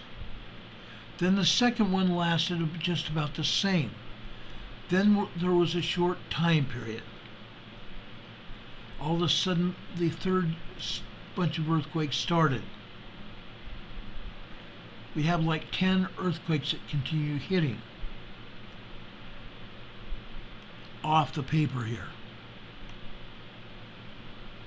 We should know later tonight, even around midnight, how strong this earthquake was. And I will tell you that in the morning. That was a big earthquake down in Colombia. And like I said, you could see it. You could actually see it on the seismogram here in Indiana. Isn't that interesting? You can see that seismogram, see that earthquake signature, like 10,000 miles away. Lyndon Covington says it's called gaslighting. Oh yeah, I think it is. Yes, I believe it is totally gaslighting. Richard Smith talks about a 3.6 earthquake hitting offshore El Salvador. Happens all the time. In fact, before we leave here tonight, I'll show you other earthquakes in Central America tonight, because they're not showing them. I just got through showing you Evansville. Let me show you New Harmony, Indiana here. Look here. Look at all these tremors here.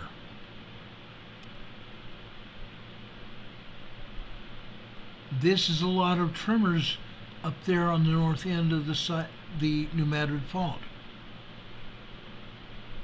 This is a lot of seismic activity up there on the north end of the New Madrid Fault. That's this afternoon. That's this afternoon. Now, let's look at the southern end. Let's take a close look at the southern end of the New Madrid. Let's go down to DeRidder, Louisiana. This is the far south end of the New Madrid Fault. Look what we're showing. Not a lot. Early this morning at midnight, just microquake activity basically, and occasionally tremor. And that lasted until 4 o'clock this morning when we started seeing a sequence of 1.0 tremors. Then we continued seeing sequences of long duration tremors here off and on. Then after 7:30 in the morning this morning, all of a sudden, I just had to get that frog out of my throat, hot picking drainage. Look at these tremors over here on the center right. 1.2, 1.3, 1.4 tremors. Down here on the bottom red line, guys, on the left-hand side, that would be 11:30. Over here, we're looking about 11:40 with the first one. Then 11:48, or 11:38, not even that. 11:43 a.m. this morning, we have another one. Okay? 1.5, 1.6 tremor here. Okay? That is the southern end of the New Madrid Fault, guys. You saw it here. Pioneer, Louisiana. The same thing here. That's this morning in Pioneer, Louisiana. I have this afternoon here at Pioneer right here. Very light tremors here in Louisiana. So the southern end of the New Madrid Fault is still showing us tremors. Last week we had 1.5, 1.7, even 2.0 earthquakes here in Louisiana. Now all we're seeing here are tremors, very tiny tremors. And as we go north, we continue to see 3.0, 3.5 earthquakes. And as the further north we go, we get tremors again up in Indiana and over into Illinois with 2.0 earthquakes and tremors. That is the entire New Madrid Fault, ladies and gentlemen. Let me show you again Savannah, Georgia on the East Coast. Let's go into southern Louisiana, not southern Louisiana, South Carolina. Let me show you South Carolina here. Let's go over to Kings Mountain, Blacksburg, South Carolina. This is a volcano. This is a volcano in South Carolina, guys. Look what we're seeing here. Isn't this interesting? Tiny tremors, microquakes, and larger 2.0 earthquakes just after 12:40 a.m. this morning. 2.0 earthquake. And you see these tremors and earthquakes continue happening here. Then we got a stray signal here. This stray signal happened at 6:25 a.m. this morning. We started getting a stray signal, and that stray signal lasted through 6:34, 6:35 this morning. Then it calmed down to just nothing more than tremor activity. We could have had an earthquake there. a minor earthquake. We don't see that kind of zigzag pattern, except one, they're playing with the seismograph, or two, there is some kind of disturbance in the ground. Over on the bottom left-hand corner, we see a tremor and we see a 2.2 earthquake on the bottom left green line. 11:45 a.m. this morning. Blacksburg, South Carolina. Blacksburg, South Carolina. I want to show you something else here. This is very interesting. Let's go over to Tennessee, just west from where I'm at. Tiptonville, Tennessee, guys. There happens to be a United States federal penitentiary there. Tiptonville, Tennessee, guys. Early this morning, not much happened, is it? Every once in a while we had a tremor. As we went on through the morning, 3 o'clock this morning, a few more tremors.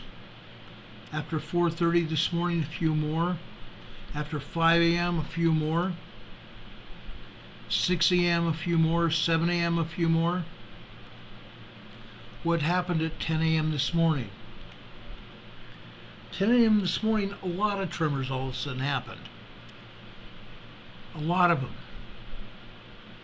And they continued until 11:30 a.m. this morning. Then it looks like 1.6, 1.8 tremors. 11:31 a.m. this morning. And after that, it still was tremors all the way throughout this seismogram until 11:45, when all of a sudden, before 12 noon, the tremors completely died out here in Tiptonville. That's a lot of seismic activity to all of a sudden happen at Tiptonville this morning. At least interesting. This is Tiptonville, Tennessee this afternoon. The tremor started up. Just after 12 noon they started up. 12:15 they got more. 12:30 even more tremors. 12:45 they got going really good, and then they died off again. Occasional tremors this afternoon in Tiptonville, Tennessee. What's interesting about that? Occasionally USGS will tell us about a 1.5, 1.7 tremor in Tiptonville, Tennessee. Today they didn't say a darn word about it. Nothing. Not a thing. Not even a whimper. Ridgely, Tennessee. Look at this. Very little, if anything, happened until later this morning again, after 6 a.m. There in the center right. Like a 1.7, 1.8 tremor. Then a smaller one after that. An hour and a half later, some more tremor activity. Then little tiny tremors after that the rest of the morning. Isn't that interesting? Ridgely, Tennessee has shown us earthquakes. 2.0 earthquakes in Ridgely, Tennessee. This is this afternoon. Oh my gosh! We have another seismogram showing the Columbia quake. Isn't that interesting? The other seismographs may not show it because they doctored it. They don't want to show it. Heaven forbid we show this quake and admit to it. Not a 6.3, maybe a 7.4, 7.5 earthquake at Tiptonville, or not Tiptonville, in Columbia, South America. That's what happened over in the New Madrid Fault area, guys. That's what happened today on the New Madrid Fault. Interesting enough, right? Oh, very much so. Very, very much so. Let's go over here and take a look at what they showed us.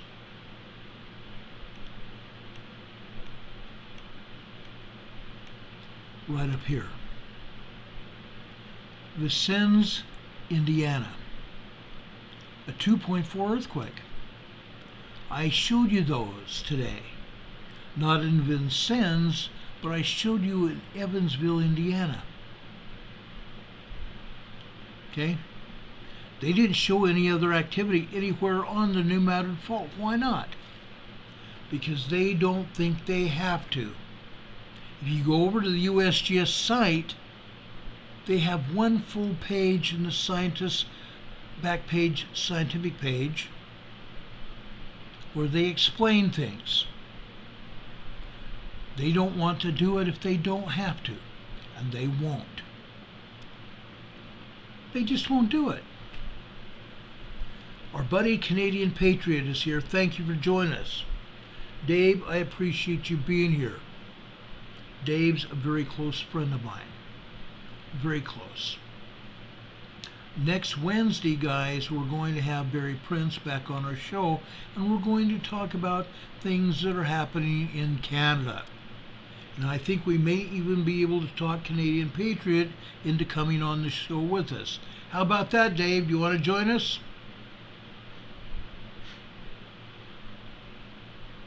Canadian Patriot, where are you? He says, hi, Dan. How are you this fine evening? Hey, Dave, would you like to come on the show with us next Wednesday?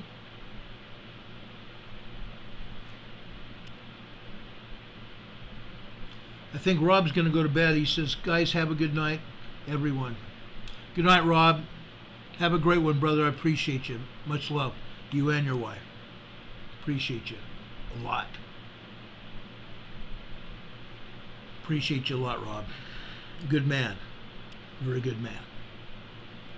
Anyway, guys, do you have any questions about California? Do you have any questions about the New Madrid Fault? Do you have any questions for me about what's happened in Hawaii or even over with the Oregon and Washington fires? I want to make sure I give you guys ample time to ask any questions as well. There are a lot of people that ask questions. Good night, Rob. Take it easy. Thanks for all your help. You're a great man. A great mod. All of our mods are awesome. We love each and every one of you guys very much. Any questions about what we've talked about? We've talked about a heck of a lot. Earthquakes over on at the volcanoes. Oh no, we haven't. We haven't shown you the earthquakes at the volcanoes. Let's go do that. Hawaiian volcanoes, guys. Hawaiian volcanoes. We didn't even get there tonight yet. Oh gosh, I can't believe we didn't get there yet. Wow.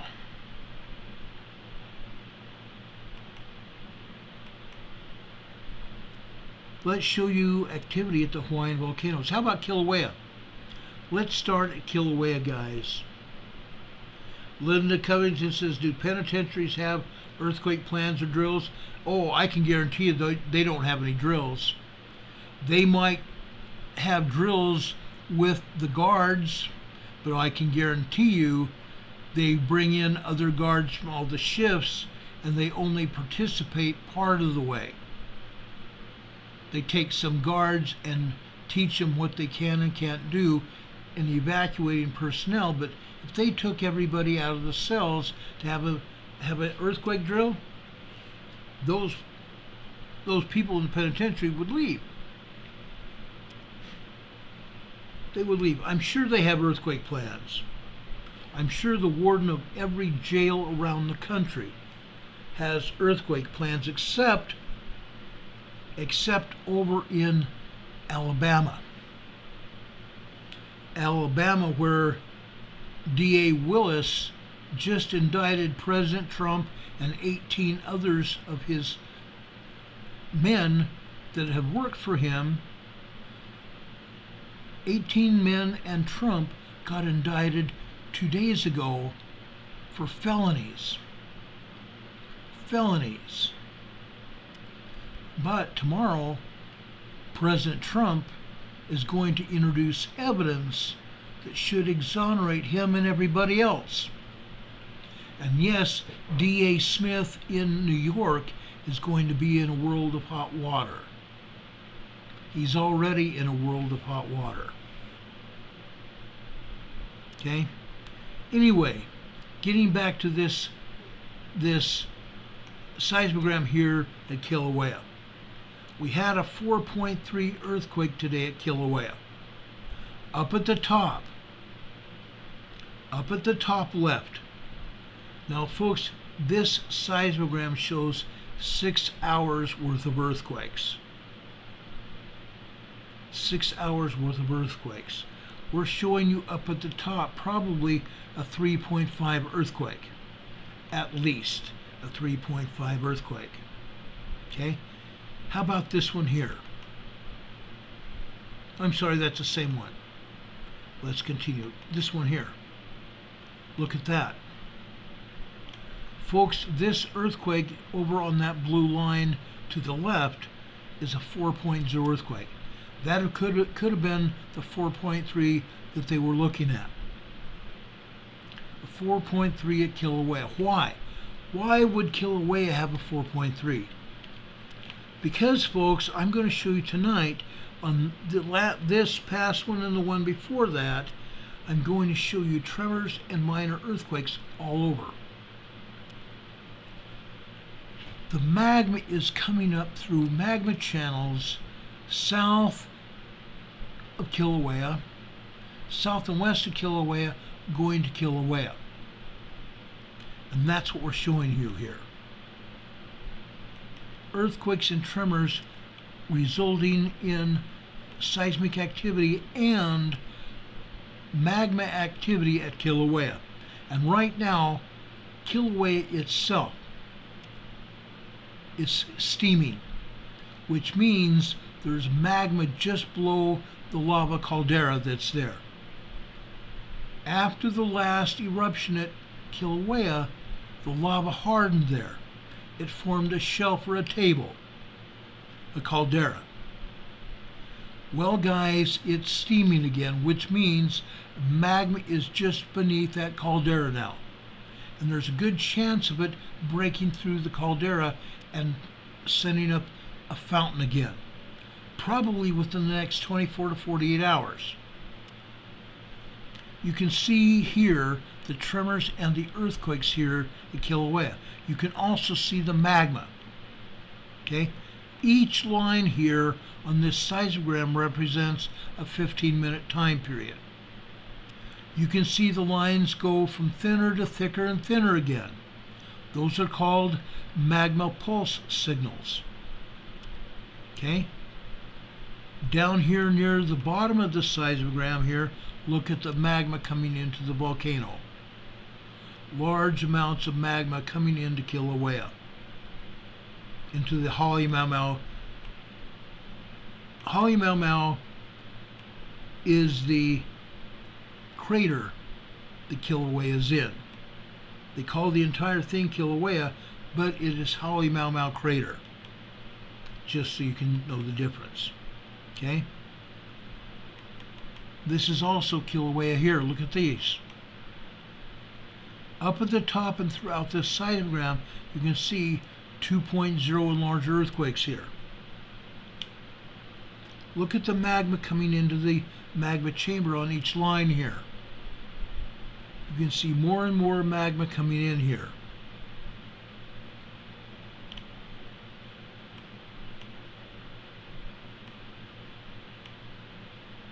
Okay. Two more here at Kilauea. Look at this. 2.0, 2.4, 2.5, and down here on the bottom left. Let me raise this up in the air here. And let's enlarge it here. On the left-hand side, these earthquakes are getting larger. 2.5, even getting up to possibly 3.0 earthquakes here at the volcano. At the volcano. Look at the line, horizontal lines here. That's a lot of magma coming into the magma chamber at the volcano. That's a lot of activity at Kilauea. That's actually a ton of activity at Kilauea. One more seismogram there. We're going to take a look at Mauna Loa, Mauna Kea, and Hualalai volcano. One more here. This is WRM seismogram here at Kilauea. Look at this. Kilauea is getting ready to erupt again. No, it's not going to be probably will never be a blast, at least into the near future. But it's going to fountain again. It's going to fountain again, most assuredly. Okay? Let's look at Mauna Loa. I've got two here at Mauna Loa. Look at that. Like I said, each line here, this case is a 48-hour seismogram. So each line here represents a 15-minute time period, but the lines are spaced closer together because this seismogram is showing 48 hours worth of time. Look at all this magma coming into the magma chamber here at Mauna Loa. At Mauna Loa. And you're seeing these minor tremors and earthquakes hitting here. Look at that. 48 hours worth of seismic data at Mauna Loa. Isn't that wild? Let's show you one more here at Mauna Loa. That was HPUD, HPUD seismograph at Mauna Loa. This one is also a different seismograph. This one is also showing 48 hours worth of activity. Look at these earthquakes here. Look at the magma coming into the magma chamber causing those earthquakes. That's a lot of activity at Mauna Loa. Okay? That is the volcano to the west of Kilauea. Let's look at Mauna Kea. Wait till you see Mauna Kea, guys. Right here. This is Mauna Kea. There's a lot more activity at Mauna Kea than there is Mauna Loa, and yet USGS is not saying anything about Mauna Kea possibly erupting. But this is a lot more activity at Mauna Kea than Mauna Loa. Okay? Isn't that wild? Let's go over to the west to Hualalai. Hualalai. Oh, please let me. Right here. This is Hualalai volcano. This is 48 hours worth of seismic data at Hualalai. This is the volcano over on the northwest side of the Big Island.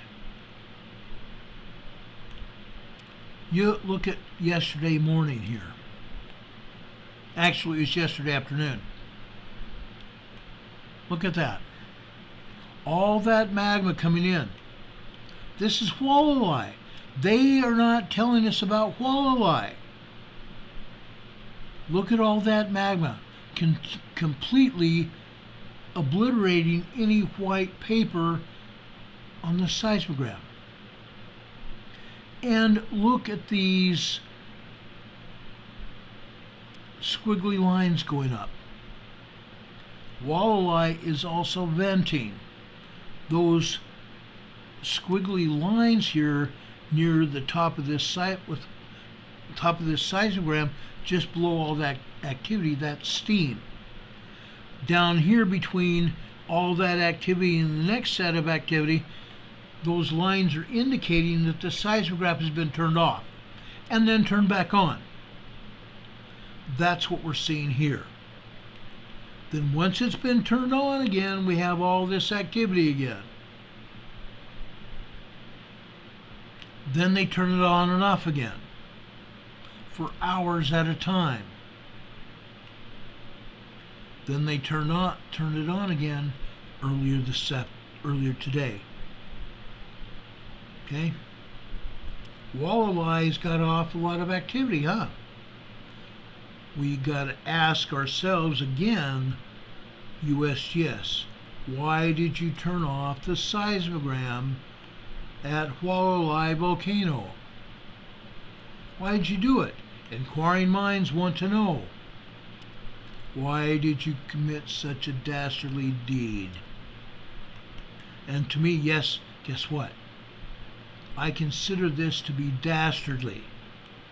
They should never be doing that. Not now, not ever. Canadian Patron says, I'll be more than happy to join your show with you and Barry. Awesome. Dave, I can't wait to have you guys. That'll be so cool. That'll be so cool next Wednesday evening. Can't wait. Can't wait. Don Patoka also just put in our Discord channel. Thank you, Don. I appreciate that. Guys, that is where you can chat all day long with us. And occasionally I will even go there and chat with you if you have questions. Make note of that Discord channel, guys.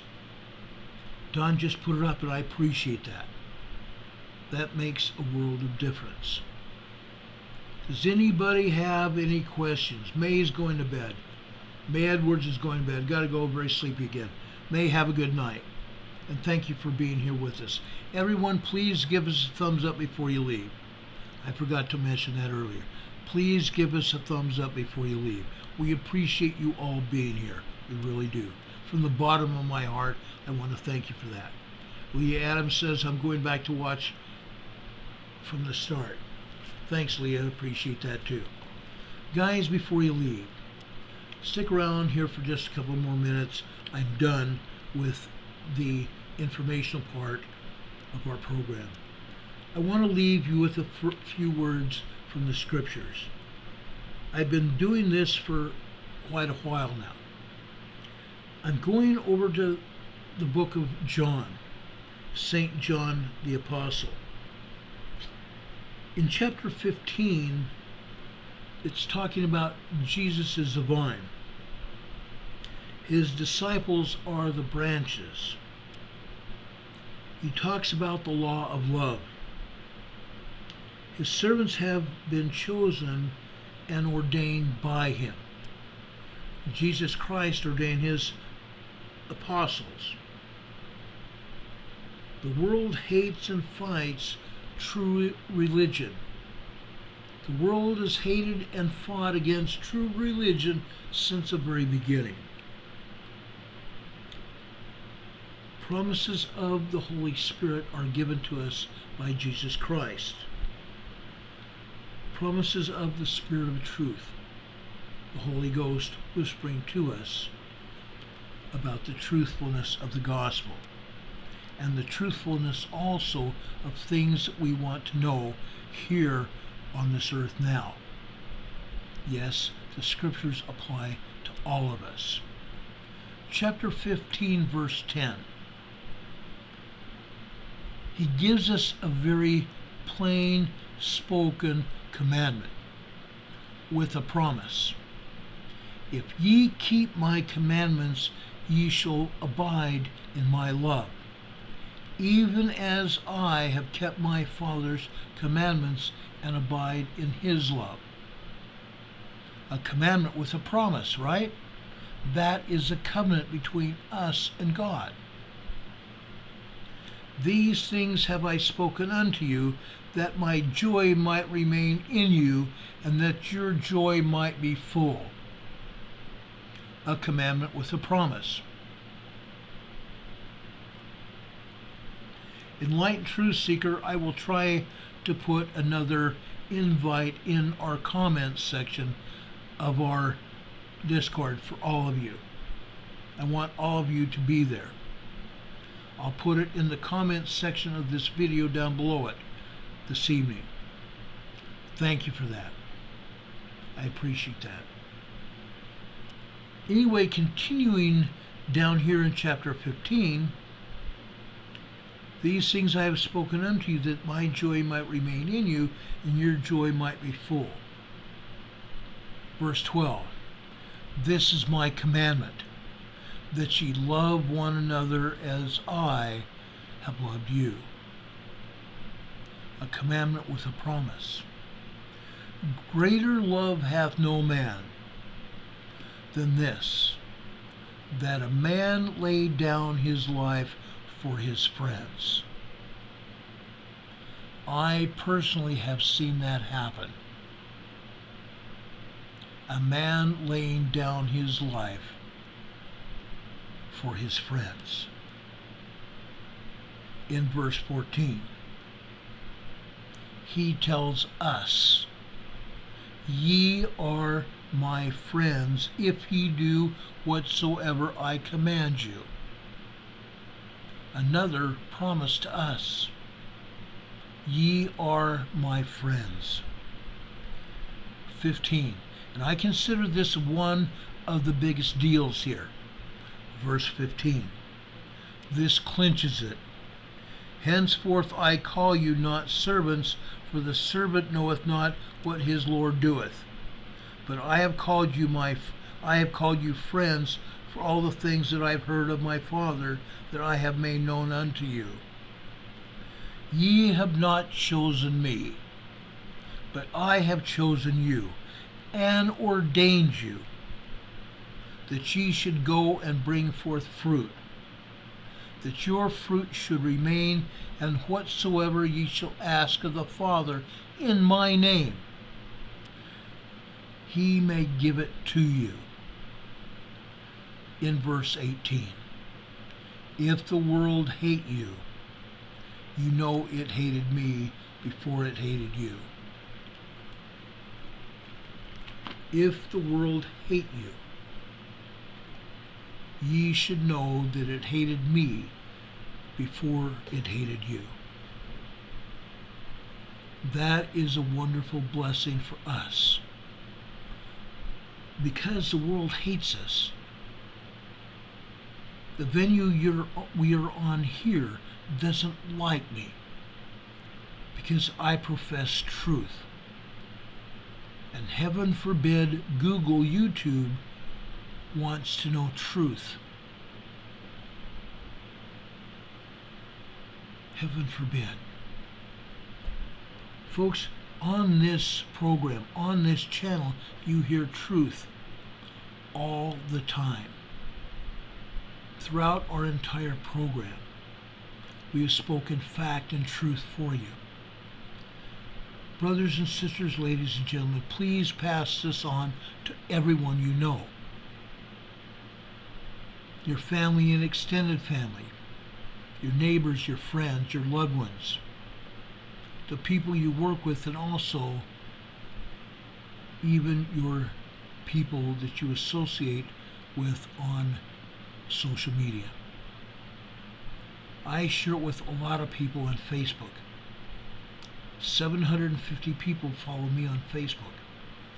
On just my personal page. I have another 18,000 people that follow us on the Emergency Management Associates page on Facebook. Over on Instagram on the Emergency Management Associates page, I probably have another 100 people that follow me there. I put it on Discord, on several channels on Discord as well. I put it on MeWe.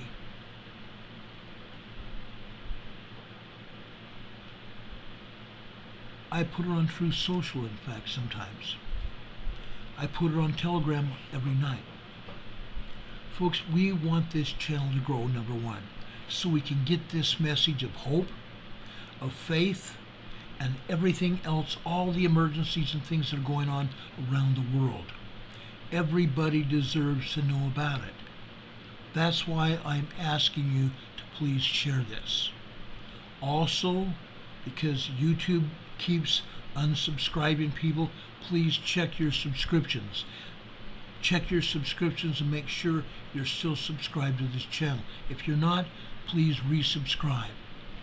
Don Patoka and several others have told me that they have to unsubscribe and resubscribe all the time, otherwise they won't get notified. That's how YouTube operates. They don't tell the truth either. Folks, please do that. Please stay in touch with this. On Messenger, we have several Messenger threads there where people put up information. You're welcome to join us there. We have a weather and space thread. We have earthquakes and volcanoes. There's politics. There's personal threads there as well. You can find mine on Messenger as well. You can find me on Telegram. And I check my Telegram at least 2 or 3 times a day. If you ask me a question, I'll always answer it, as I do here. I love and appreciate each and every one of you. And Barry, if you're listening, I even love you, buddy. Guys, I hope you have a good night and a better tomorrow. If anything happens tonight, we will be back on the air to tell you about it as soon as the information comes out. I always do. We've done that here for years now, trying to stay up on top of all emergencies and disasters that affect large groups of people. Now guys, I hope you have a good night and a better tomorrow. As Walter Cronkite has said, that's the way it is. Thursday, August 17th, 2023. For Emergency Management Associates, this is Ron Tyler. Have a good evening, folks. God bless you. God be with you till we meet again. We will see you on the other side. Good night, everybody.